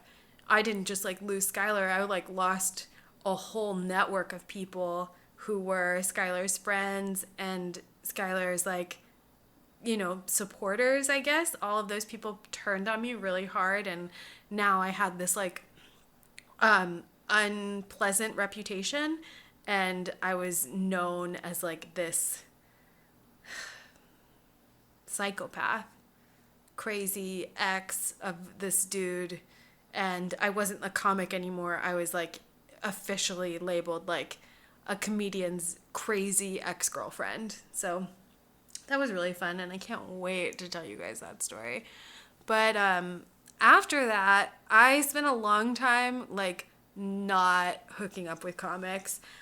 I went from like May to February, so almost a whole calendar year of like no comedians. I, had something else happen in that time, but like not any comics, because I was like, fuck that, fuck you guys, fuck this, and I really just like didn't want anything to do with the entire comedy community. I had felt so betrayed by all of them, and was really just like grossed out with all the men in there anyways. So then of course the next guy I get involved with is like fake feminist extraordinaire Dan Cass, and oh man, I have so many bad things to say about Dan Cass, but I also have so many good things to say about him. It's totally even. Like, I love him and I hate him, and I think that he's wonderful and that he is like the problem at the same time. And it's so gross because like now Dan and Skylar are kind of like intertwined with each other, and it's just really fun because the last couple of years, instead of writing jokes and working hard and doing shows and running mics and trying to like make this into something real, I've just like fucked around, fucked a bunch of dudes, and gotten a whole lot of people to hate my guts, like with a passion. And it's like, how do you do that? Well, Dan didn't really know Skylar before, and he was more like my friend, I guess, because we met, out and about and exchanged info, and we're just friends for like a really long time. That whole almost calendar year that I spent not fucking comics, I did spend being Dan's like genuine friend. I was gone for a lot of that time, but when I came back, he was like really warm towards me when a lot of people had decided that I had sucked. So it was like I was really grateful for his kindness, and I also was like developing like a crush on him. Just because I liked his vibe, I liked his jokes, I liked how he was with people, and I thought that he just had like, I really look for where are people's where are like their morals, where are their intentions, like what are their values, like that's what I care about when it comes to what I care about. So Dan was cool, and he seemed really he is he's very like politically savvy. He's super aware of like the current events and status of the world, and I like people who care and who do stuff with that, and he is that. He's not just one of those people that like talks, a big game. He just is like that person, except when it comes to certain things, like a lot of guys will pretend not to be racist and be like down with black people or down with the cause just because they want to be a part of the group, but that doesn't mean that that's like how they feel ride or die in their hearts. Why are you rolling your eyes at me? I wasn't. Yeah, you did. I saw it. Oh, I seriously wasn't. Okay, I saw it though. No, it might have been, but it wasn't about that at all. Well, I saw it. I thought you were referring to me. I'm like, I'm for the cause.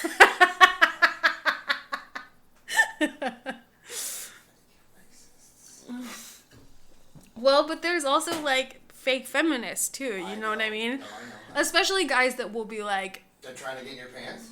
well, that's, yeah, I that know. that is what they're doing. That is what they're doing. No, man. But they just go about it in a certain way that like it's hard to tell until you're begging them to take their pants off, and you're like, how did I get here? It's like a Jedi mind trick. You know what I mean? My bag. It's fucking judo, and I don't like it. I don't like it. I originated it, but it's mine.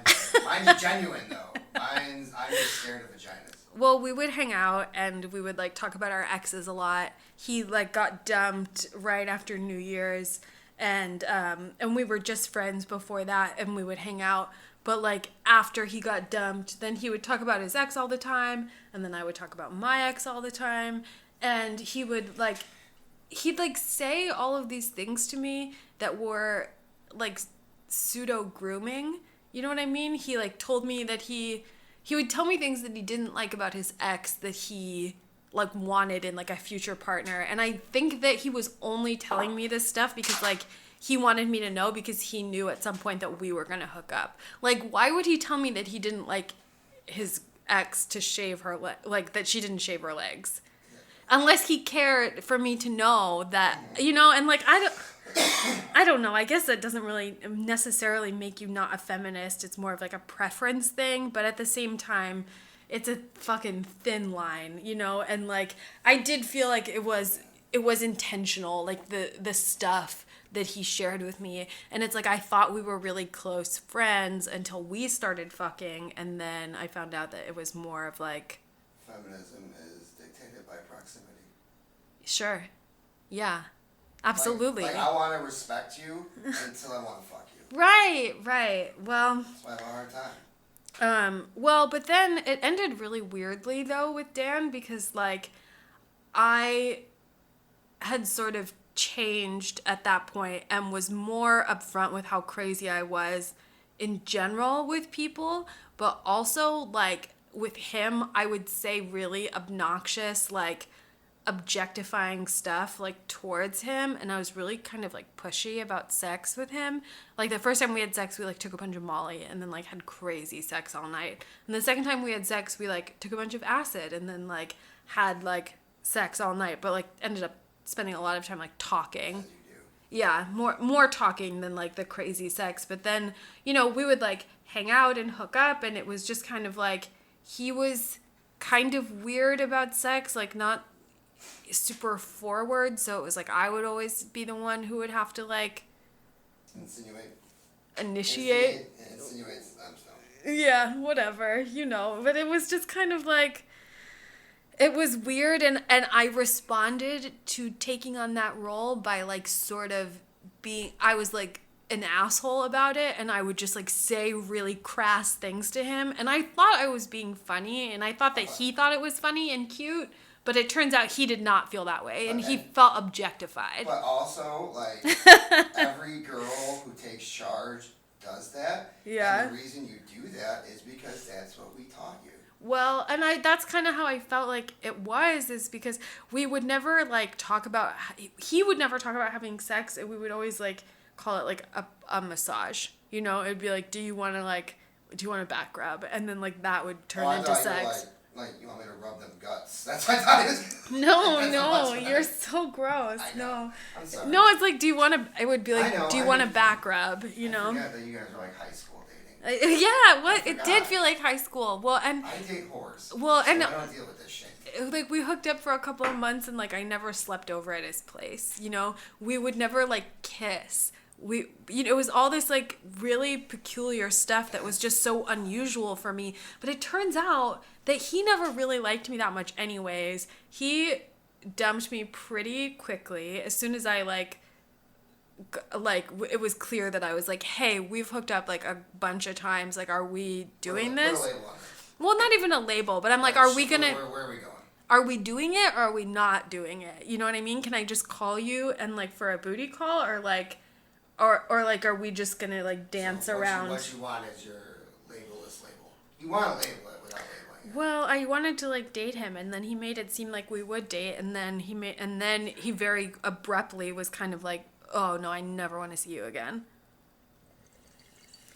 And then things got ugly from there. Things got really ugly. Well, he also got really mad about my Instagram, and I was like hooking up with other people when we were together, and because he said he didn't want to be monogamous, so I took that seriously, and I was like, okay, cool, we're not monogamous. You do understand when guys say that, I mean, they want. Right, but I didn't understand that. That's why I'm calling. It's bullshit. But 90% of dudes that say they want to be, they do not really understand that if the girl wants to, that the ratio is going to be way off. Well, it's fake feminism, is what it is. It is. You know my situation. I know your situation. So I'm for the cause. Yeah. All right. I'm gonna stop this because my friend's here, and I'll pick this up later because I still have 2 more to get through, and then And then this will be a makeup episode since I haven't talked to you guys in 10 years. Okay, love you. It won't be any time at all for you, but I'll see you later. Okay, hi, I'm back. Wow, that was quick, right? It's tomorrow. It's tomorrow, almost in the afternoon, and I just listened to all of that, and how I feel is that I hate it. I hate myself. I usually, when I like listen to something before I release it, I'm like, wow, that's bad. You should redo that and try harder. And you're better than that is what I usually think. I'm not though. And there are parts of that were messy. There were parts of that I really don't want to keep in. There were parts of that I kind of want to like do over. And I could do that, or I could just, is it really fucking disgusting if I just say give it to you raw? I mean, considering the topic or the nature of this episode, I feel like that's semi-appropriate. So I could just give it to you raw. And I do think that that's better, just because who wants a massage in a sleeping bag? You know what I mean? Bless you. My neighbor just sneezed. Oh, shit. I can't believe I just did that. I just spilled water all over myself. Okay, so I'm not going to, like, redo any of it. I'm going to leave all of that in. We're at an hour and 40 minutes. Holy shit. I'm really happy. I mean, maybe you guys took some breaks, but I'm just happy if you're still here. And I'm kind of glad that maybe some people who started this episode maybe might have bailed at this point, because the next few were mistakes. And I do want to like go over the Dan Cass thing one more time and talk about him just a little bit more, because I was listening to that and it's like I didn't really say everything that I wanted to say or needed to say, I guess. Because I wasn't trying to say that Dan was like a fake progressive leftist radical. I think that he genuinely cares about people, and I think he genuinely cares about what's right, and that's why I was so attracted to him to begin with, is because that's who he really is. And the problem in that relationship was really me, and was really so much like that he just didn't have the feelings that I did. Like, we didn't build that foundation of like love and trust and infatuation. Like, we didn't have any of that. Our whole time together was like very muted and kind of hard to read, just because I always felt like he was kind of closed off, like he didn't like me that much, and I felt that way because he didn't like me that much. And it was obvious, you know, it was obvious to me, and it made me feel irritated, because even though it was obvious in the way that he acted, it wasn't what he was like saying to me outright. You know, he would just like not respond to text messages, or, you know, just be kind of aloof. And when we did hang out, it was confusing, because it's like sometimes we would have sex and then sometimes we like wouldn't even touch at all, and I would only see him for 10 minutes, and he was always incredibly busy. And then when we were hooking up, like, this was right when the pandemic like started, you know, we had no idea what was coming, and just things got really tense like really quick. And I feel like I kind of used him as an outlet to like take out some of that frustration in the beginning of when the pandemic started, and that was like right when him and I kind of broke up. My grandpa died, and like I would play like stupid, immature like games with Dan, where, you know, when we first started hooking up, he was like, I don't want to be in a relationship. He was like really clear about that, and I was like, okay, cool. So like, you know, what are the parameters of that then? Like, we're not in a relationship, but we have a relationship with each other, especially if we're having sex. And like the first time we had sex, you know, he made it kind of clear that it was like a one and done. And then the second time we had sex, I told him that I loved him, and then he said Dan Cass for president, you know, like it was just, we were not in the same page at all. And that is so clear. It makes so much sense to me now, but at the time I was just kind of like, I didn't want to feel that or know that, so it was just kind of like easier for me to ignore like the very obvious signs of like what that was and just kind of like push forward. And I will push people, and I'll push people to tell me like the thing that I need to hear so that I can step away. And that is what I did with Dan. And it sucks because I, ruined our friendship, and I made it really, impossible for us to ever like reconcile, because afterwards I just like talked a bunch of shit about him on Instagram. He kind of looked like my ex-boyfriend, and like one of my friends had pointed that out. And my ex at the time was dating someone who kind of looked like me. And so she made a joke and she goes, "It looks like you guys are dating less attractive versions of each other, like however many years later." And that's like a joke that's funny between me and my friend who knows my ex and doesn't know this new guy, but that's not like a funny joke to put on the internet for like this guy to see. And that's what I did. And then I was hurt, and I didn't like the way that he ended it and handled it, and I felt like he could have just like done me the courtesy of like texting me back and like not making me like work for it, not making me work for someone to like dump me, which is what he did. He really made me work for it. And I did. And then, we had like recorded something together, and he didn't want to give me the file because immediately, just because I acted like a psycho on Instagram, he was like, "What are you going to do with my voice?" And I'm like, "What the fuck are you talking about?" And then that was when I really kind of figured out, I'm like, oh, so all of this like work that I'm doing on the internet to convince people that I'm crazy is working. And now people see it and they're like worried and scared and they don't know what to do. And I was like, in a weird way, I was kind of like, cool. I was like, wow, that's okay. I'm like, that worked. And I didn't change my behavior. I just like, I figured out something that I felt like worked as far as like a shtick that made social media more interesting for not only me, but the people who are participating in viewing, what my life I'm choosing to like show and am about. And it, honestly, it's like, it's all a joke. It's a character. It's like, it's a lie. It's a farce. It's curated. It's carefully curated. And it is like a intentional manipulation to sell a joke that I think is very funny and like underdone. And like a lot of people don't agree with me on that. The like crazy feminist, like psycho, like nympho bitch thing. Like they think that is tired.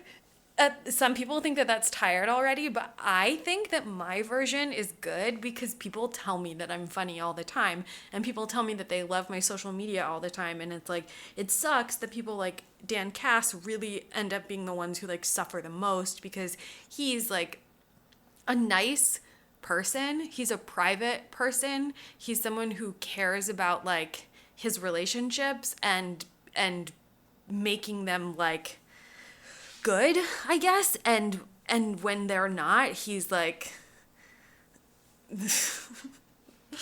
I mean, I don't know. I did reach out to Dan. I tried to talk to him for a long time after we ended things, and he really wanted nothing to do with me forever. And finally I was just like in a really dark place when like Ian and I broke up. Does this sound familiar? This is so sad. I'm like feeling really bad about all of this now that I'm having to listen to it. Now that I just listened to everything and that I'm having to relive this all again. I'm feeling really bad about it. But yeah, I don't know what I was saying. I forgot. I kind of lost my train of thought because I just started to feel bad. And then that's kind of like overwhelming sometimes. It does make me feel bad. It does make me feel bad, even though I do think the joke is funny. Even though the joke is at someone else's expense. I think that that's amazing and cool and feminist. And a lot of people won't agree with that. And that's okay, because just like how white people can't understand the Black experience and will never be able to fully grasp like the mental and physical and spiritual anguish that like racism incurs on people of color, men will never be able to understand like how sexism affects women and how deeply crazy it makes us every second of every day. And Dan, like, he won the breakup of someone he was never dating, but like right away started seeing this other girl who I only know from social media, and she just looks perfect, and like they look happy, and like she seems like a really genuine, sweet, kind, like good person that's like suited for someone like him. And she's like pretty, and she seems cool, and like, I mean, obviously I've like been all over her social media, which is embarrassing to admit, but is actually very true. And his social media too, and it just like they seem happy, and he seems happy, and like that's good. And I didn't deserve him.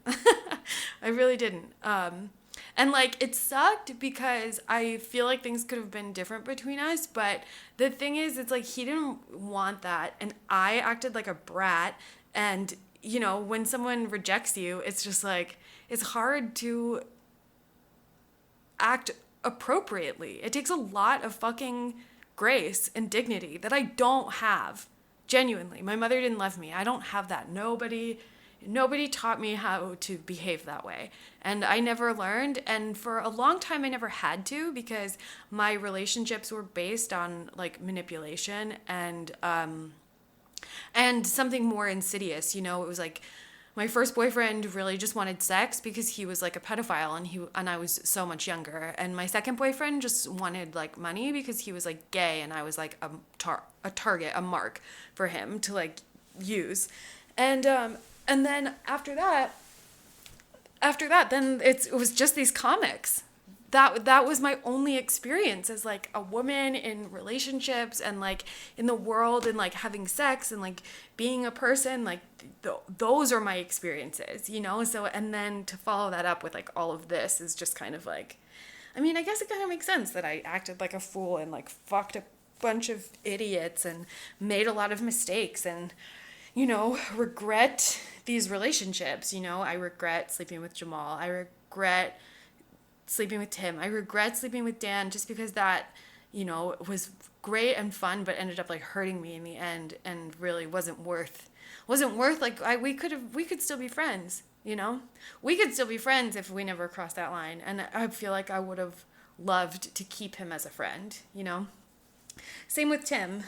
I don't know what to say about Skylar, and we'll have to really like unpack that in another episode, but like I'm not ready for that yet. What I am ready to tell you about is like a comic that I slept with that is okay. The next two honestly are mortifying. I don't want to tell anybody. I posted a screenshot on Instagram of this list of men that I had, you know, bedded, and I blocked these out because I didn't want anyone to know, unless you're Stan, and you are so Stan to be 2 hours into this episode after all this bullshit and me just whine about my stupid little life and my fake problems and like my white privilege. It's just like blah blah blah blah blah. It's like you either fucking love me so much that you're sitting through this, or you fucking hate me and you are like screening this like a phone call from a parole officer. You know what I mean? Like you just took a fat dab and someone knocked at your door and you don't know who it is. Like that's it's one or the other. You know, you can't be here unless you really love or hate me. And like, to be fair to me, like that's incredible that I've created such intense polarization in like a small space of the internet, you know, that I can create such deep feeling. And even if you don't like it, even if you don't like me, even if you think I suck, even if you're friends with one of these guys, even if you are one of these guys, it's fine that you feel that way, but you cannot get away with admitting that I haven't done something here, you know? And maybe it's cheap, you know, maybe these are cheap thrills, but they are thrilling nonetheless. And that's what the next one was. The next one was a cheap thrill. This person is the only dude on this list that I still have a relationship with, in the sense that he's the only one that hasn't blocked me on iMessage. And if you don't know who he is, that's fine. But if you do, you'll understand that perfectly, you know, and it'll make a lot of sense because this is the only guy on this list who wouldn't block me, you know. But, well, God, I really wish no one ever had to hear this. This hurts me, okay? And I know Dan is probably the most mad about me doing this episode, but like, I never wanted to tell anyone that this happened, but it did. And one night, it was like a Saturday, and it was 1 a.m., and we had like a weird friendship. Like, we were just friends for like a really long time. He had actually fucked a bunch of my female comic friends and like wasn't very nice to them, so I just kind of like was very rude and dismissive towards him because I didn't like the way that he acted, you know, towards my friends. And I thought that he was just like a cocky little shit, even though I heard that he had a big dick, and he's cute. He's attractive. So it's just kind of like, he's attractive and he's funny, but like he's cocky, and he's cocky because he's attractive and he's funny and he has a big dick, and he slept with a bunch of girls in the comedy scene, and I just happened to be one of them. One night, it was a Saturday, Dan wasn't texting me back. I was like, we're not monogamous, whatever. And I texted him like, hey, what are you doing? At like 1 a.m. And he was like, nothing, why? And I just said, do you want to come over and like take some Molly? And I think that he knew that kind of meant what it meant. And he came over and we took Molly, and like we had only been friends, and I had known him since I started doing comedy, but we had only ever been friends. And like before this point, I had kind of made it clear that I would never hook up with him. So it was just like this weird, like one-off. And we were rolling, so I can't really take this seriously. But like while we were rolling, he's like, I would date you. And he's like, you've always been so beautiful. I always thought you were so beautiful and intimidating. And I was like, what? Like, you've always been like rude to me and like kind of standoffish. And like, it's like the only reason you're here is because I know that you have a big dick and like you're kind of cute. And I didn't say any of that stuff out loud, but I was just kind of like, oh, well, I'm sort of in this thing with someone who I have like feelings for. So sorry. And that was Dan Cass. And so I don't think I've even said this guy's name yet. Oh, I don't want to. Oh. If you don't know him, it doesn't matter. And if you only follow me on social media, it also doesn't matter because he doesn't like post a lot, you know, online.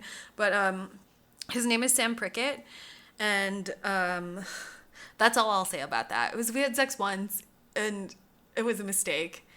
And it was fine. And neither of us finished, and we were like rolling, and it wasn't weird. It was actually fine, but it was just kind of like, he's a weird guy, and like we're not on the same wavelength. And actually, this is when I lived at the funeral home in Pilsen, and Lex came home at like 4 or 5 in the morning, and she was at her boyfriend's house, and she came home like way earlier than she usually does, and she came home and walked in on Sam and I like naked in my bed, like rolling around, like, you know, high off of our asses. And then him and I like went out to breakfast, and I drove him home, and then I didn't see him again for like until maybe like a week ago, and then he left for Mexico, and now he's gone forever.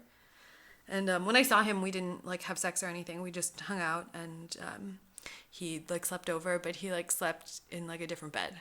That's how much, you know, like we don't like kiss or cuddle or have any kind of relationship like that. And we still manage to have some tenuous kind of friendship, even though we won't talk or see each other for months. And that's fine.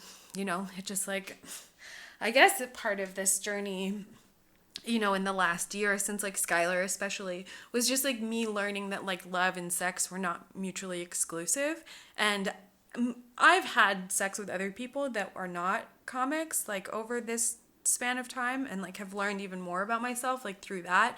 But like these are people that are significant because they are part of my work life, and they're part of my social life, and they're part of like, they're people that I would have a relationship with. You know, if I'm just having sex with someone who's like fulfilling some like weird kinky fetish, like that's not someone I have any kind of like emotional attachment to by design. That's like what that kind of sex is for. And like this kind of sex is more for like emotional attachment. You know, with Robbie, it was so emotional. With Jamal, you know, it was like we tried to be emotional, but we never got there. With Tim, it was so emotional, but like there was no chemistry. With Skylar, it was like emotion and chemistry, and it was so bad. With Dan, it was like, you know, a little bit of chemistry and like a lot of emotion, and it just didn't balance, you know? And with Sam, it was just kind of like, it was just kind of like sex, you know? It was just sex. And I've never been able to just like have sex with someone like that. And I'm like, Sam and I had sex like maybe, you know, a couple of months before I turned 30. And he was just like the first person that I was like socially connected to, that I had some emotional feelings toward, whether they be bad or good. But I did have, you know, I always thought Sam was very smart and interesting and funny, and attractive, but it was just sex, you know? And it was kind of like, I was amazed that could happen. And I never told Dan about it, and I never really told anyone because I was embarrassed, because I have a bad reputation, but so does Sam, you know? And copying to the fact that we had sex one night on a Saturday on Molly when like another boy wouldn't text me back is like pretty embarrassing and kind of like a low point in my life. That's not like a place that I would like to be again, you know. That was something that I had an experience with, and I had it pretty late in life, just like all of my experiences, because I'm such a late bloomer. I even got my period late, you know, and so it's like I feel like I'll go through menopause late. I feel like if I have kids, I'll have them super late. And like if I do any of those like milestones in life that make you like a normal, well-adjusted human being, they're also gonna come at like a delayed, you know. My birth was late. I was like a month late. Isn't that weird? I'm always late. Late to everything. I'll be late to my own fucking funeral. Oh, yeah, I mean, I was late to that, too, because I died, and now, look at me. Look at me now. Look at me now. Okay. So, actually, I did lie, and there is one more person on this list who I have to talk about, who I, like, dread even more than admitting that I slept with Sam fucking Prickett. Like, it's worse than that. It gets worse. It can always get worse. And this is the worst one. And this literally makes me want to vomit in my mouth, and was probably one of, like, the biggest mistakes that I've ever made sexually when it comes to, like choices. And I think that I had just felt so, like, low. I had just been rejected so many times by so many different people in so many ways. It's like, with the exception of Tim, I didn't I didn't leave anyone, and all of them decided that they didn't want to fuck me anymore, and all of them decided that I was like not a good fit or like good enough to like be a part of their life. And like, fuck, it hurt. That hurt so badly.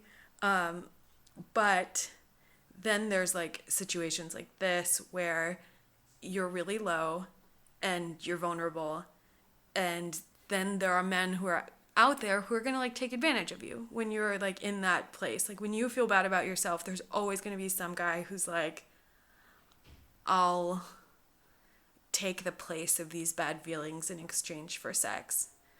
And that's what happened next. Is I took mushrooms one night and recorded a podcast with Giovanni Diaz.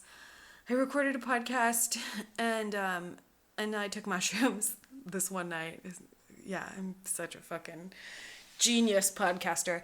And I had a bad trip, and my trip started to go south, and I was feeling really fucked up, and I was like posting on Facebook, and then this guy that I never met before, literally never met him, like knew who he was, but I never met him.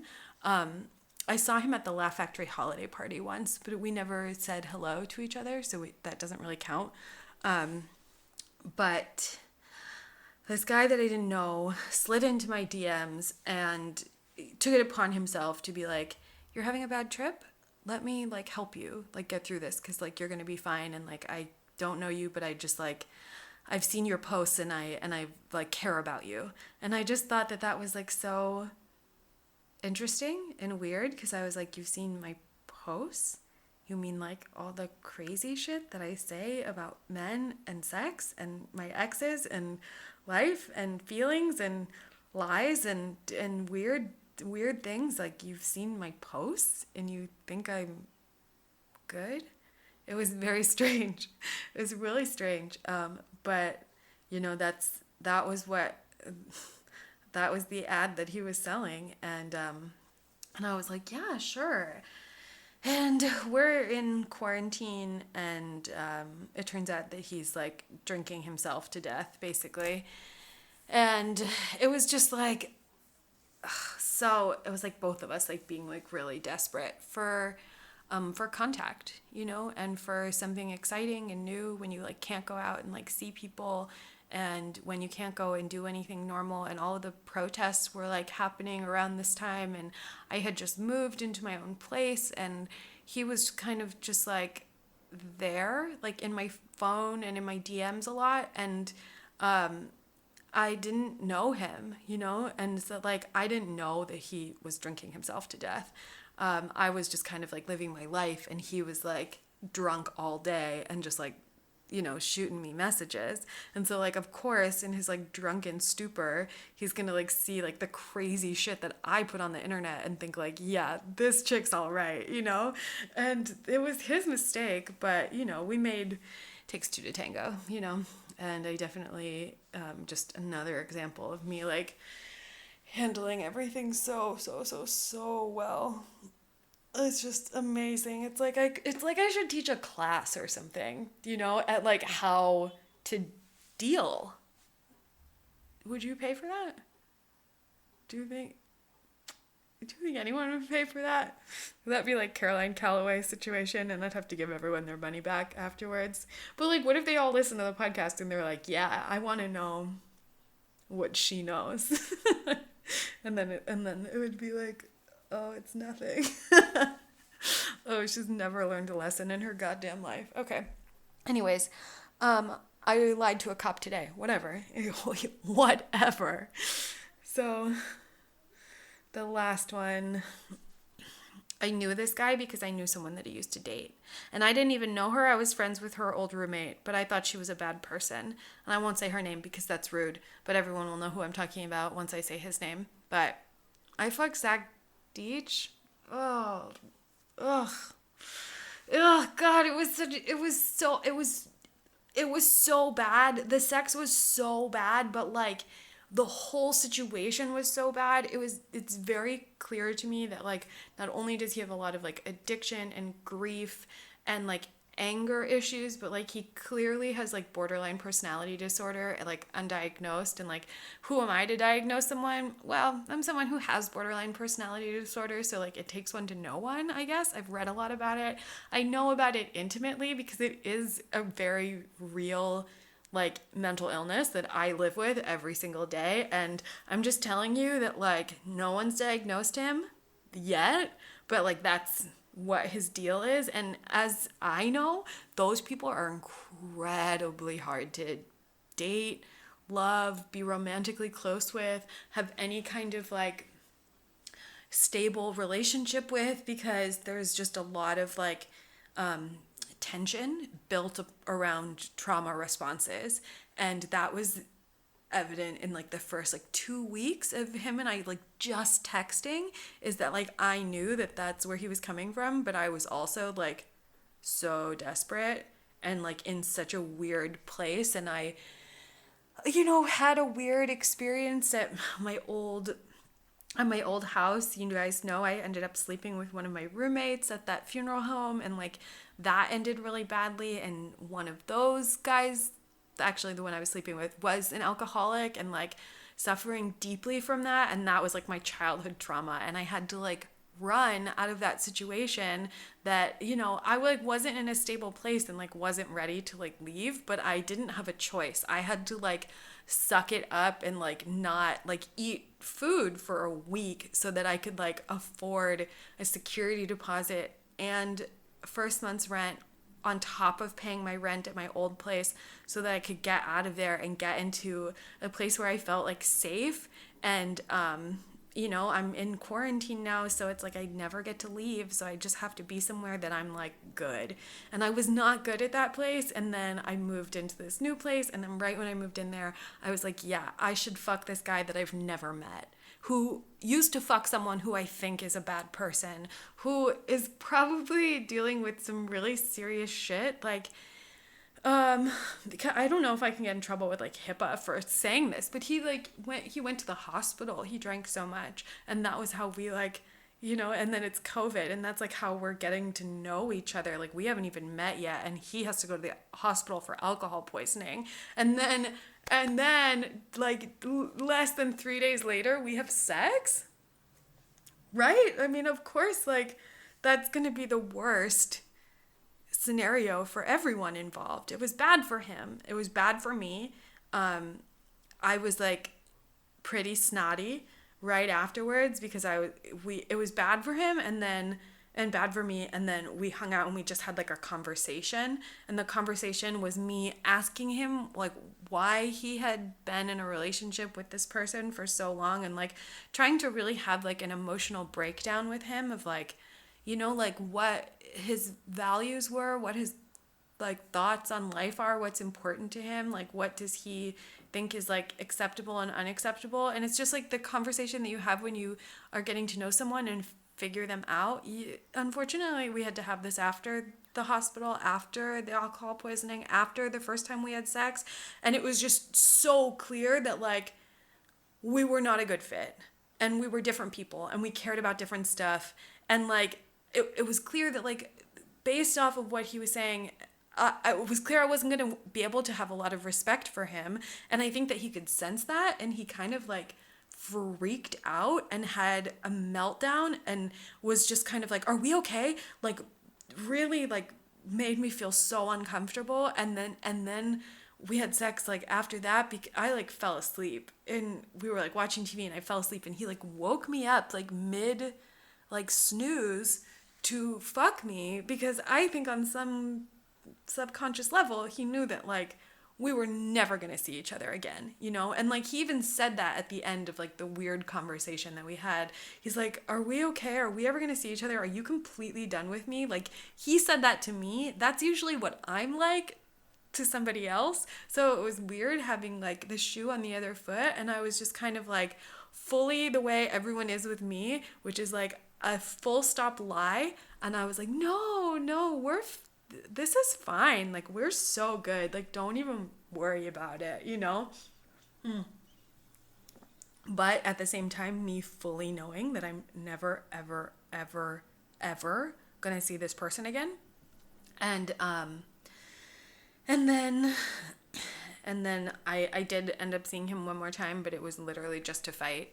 And we got into a fight the next day, and I didn't have a lot of practice in ending relationships in like a healthy and like kind and gentle way. And so instead I was just a huge bitch to him, and I took a bunch of screenshots of not only my conversation with him, but my conversation with other people where I was talking bad things about him, like things that were just like so inappropriate and like fucked up of me to like say and then post on the internet. I talked about like how his dick wasn't big and how he was a bad kisser, and I just like said mean things. Like if someone said something fucked up about me like that, I would literally cry. And he got so mad, and he yelled at me for a really long time, and like yelled at me so much for doing it that I didn't feel bad about it by the end of it. And then I had, at the end of him yelling at me, I had felt like I wish I had done more. So it just was really like such a negative, toxic experience. And we never saw each other again, except one night he was like, I want to apologize to you, like please come over. And I like went over there, and I tried to apologize to him, but he really just wanted to like, he basically just lured me there to like have another fight and like restart the fight that we like had before, but like finish it on his terms. And I got upset, and I kind of just like left in the middle of it, and went home and like cried and felt so shitty. And I haven't slept with another comic since, and that was like in May.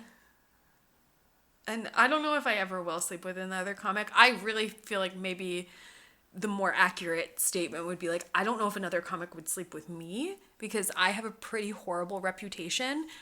So many people hate me. Fun fact, Dan and Skylar now work on like a project that has like some legs somewhere. And they're like good friends in the sense that they like each other's social media posts and they like share each other's shit.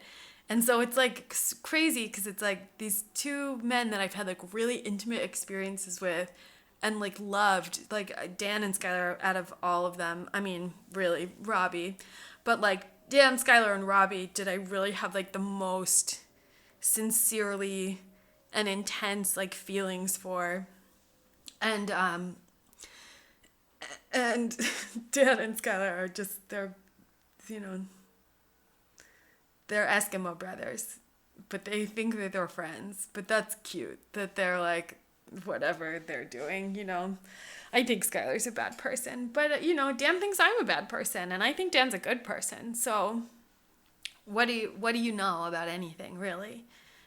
Some people who are listening to this are like on my side, no matter what I say. You're on my side. I've said all this crazy shit about how I'm the bad guy and a big problem and should probably be kept away from, humans and small children, but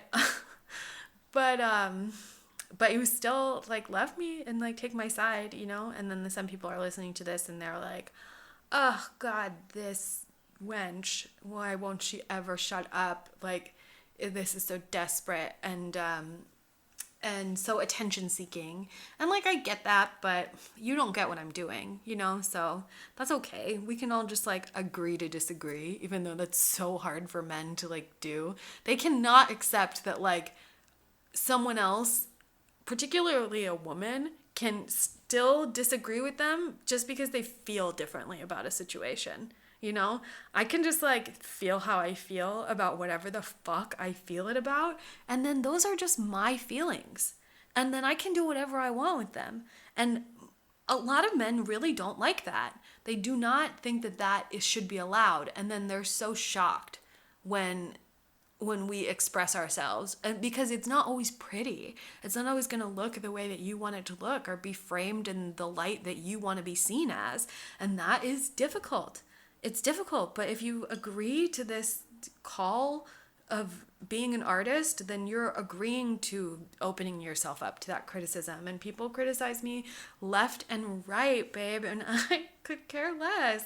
I mean, I care when it's someone who I care about, and when they think poorly of me, then that hurts me, and I feel badly about it, But for everyone else, I just like, I don't even think about you. You don't even matter in my head about, where my intentions are coming from. Like, those people don't matter. And it doesn't mean it doesn't hurt sometimes, but it doesn't matter. And I guess I hope that if there's any like overarching theme, that you want to like take away from this, whatever this is, this like emotional cutting, this like exploitation of self and others, whatever you want to take away from it, I think that maybe what I hope that you can take is from this all is that it doesn't matter. It doesn't matter that I fucked these guys. It doesn't matter that it ended badly. It doesn't matter that they didn't love me when I wanted them to. It doesn't matter that they weren't that nice to me, except for Skylar. We'll talk about that later. But like, none of this is really of consequence. These were just flings. These were just experiences that I had. These were just comedians that I have known and loved, And like, I wish a lot of it hadn't happened or gone down the way that it did, but like, I guess that's how you learn. Whatever. God, that sounds so trite. I hate myself right now. This was emotionally laborious, and I do hope that there is like a substantial amount of people that can just appreciate that, that like, that this is an emotional labor, that I'm trying to do something interesting with my art. And speaking of, I'll make good on my promise for, I don't know where I would. I guess maybe I could do it on where can I put their socials, you know? It's like I should just say them out loud right now. I really want to plug Dan's stuff mostly because I think that he is the most talented out of all of these people. I think that he is like the most deserving, and I think that he in particular just has something special going on, and I think that like he's worth looking into. He makes music that he puts on SoundCloud under a pseudonym of Sasha. Hang on, I'm getting everybody's Instagram handles so that you can check these boys out. You know, even if you just want to see what they look like, and send me a DM and be like, that one's cute, or like, that one was not cute, girl. Like, do it. I wanna know what you think. This is something that we're in together. Where the fuck is that message? Did he block me already? No. Okay, so Jamal Gushan. He did block me already. That's cute. His Instagram handle is Darth Molly Mal, DarthMallYMAL. Jamal Gushan. Check out his stuff. He makes shorts with, sketches with his friends that are fine, and he does other things too. So I've heard. Let's see. Dan Cass on Instagram is DANKKASS. So it's like dank ass. That's cute. On SoundCloud, he goes by Sasha and Kira. He has a show called Block Party Comedy, and he produces another show called The Love Below. Go ahead and give those all a follow on Instagram if you feel inclined. I don't really want to share Skylar's info, so I won't. Tim Wolf, Wolf spelled WOLFE, on Facebook. He is killing it on Facebook. He's so funny. And then Sam Prickett is Smug Prickett, SMUGPRICKETT. He makes these weird little sketches on his Insta when he was in quarantine at his parents' house in North Carolina they're weird, but they're funny, and you can tell how smart he is by how weird they are. And let's see, Zach Deitch. Yeah, we had sex twice. His is ZACKDIETSCH. God, this is like, it's so embarrassing. I can't believe everyone's gonna know that now. Ugh, I wish that I didn't do this. I regret it. Hey, this hurt me more than you. Are we cool with that? And yeah, you can find Skylar Higley, and we'll talk about him later. But fuck that guy. You know what I mean? Okay. I love y'all so darn much. I hope that this was good for you. I hope that it was good for you, babe. And I really just got my heart handed to me on a plate by someone that I really cared about and respected and trusted, and he's not even a comic. And so it's like, all men are bad, actually, is how I feel right now. So I like don't even care that I'm like making a fool of myself or, potentially ruining some options in the future. I mean, I guess that's good though. Like, these comics, we need to stop. Like, they need to stop having sex with me. This is so funny too. My old producer, James, of People of Comedy Network, plug, he like posted something recently about me on Facebook and just said like one of those anonymous posts where it's very clear who you're talking about, but like, it's just so stupid. He just said that I was sexually harassing men. sexually and just like regular, not just like sexual and regular harassment, because there's harassment that's not sexual that's also included. And he said that I was dangerous and unhinged, which I mean, I think that both of those things are very fair and true. And I would like more people to know how dangerous I am. So I'm glad that he put it out there. But it was just like, these boys are, I'm doing this because I hate you. And like, these boys are stupid and they deserve this, even though I'm more embarrassed than they are. And like, they should feel embarrassed for sleeping with me, a literal mental patient, you know? I'm sure they do. I'm sure they regret it deeply. And I love that for me and for them. But okay, I guess I will really say goodbye. And look, bro, I've got it all. I've got the equipment, I've got the setup. I don't even have to literally turn anything on because I am so bad with computers. Lex did everything for me, and God bless her lovely soul and for everything that she is as a human being. And I'm so grateful for, like, first of all, lastly, let me just say I'm so grateful for the women in my life who have like held me together through all of these hard experiences that have taught me a lot, but have also been like a very painful growing experience. You know, my first time being a hoe in my whole life, you know? I'm really glad I was here. I'm really glad that you guys were here so that I could document it for you. And so it was not all for nothing. So, you know, hoe speed ahead, yo. Was that funny? No. Okay, I love you. Bye.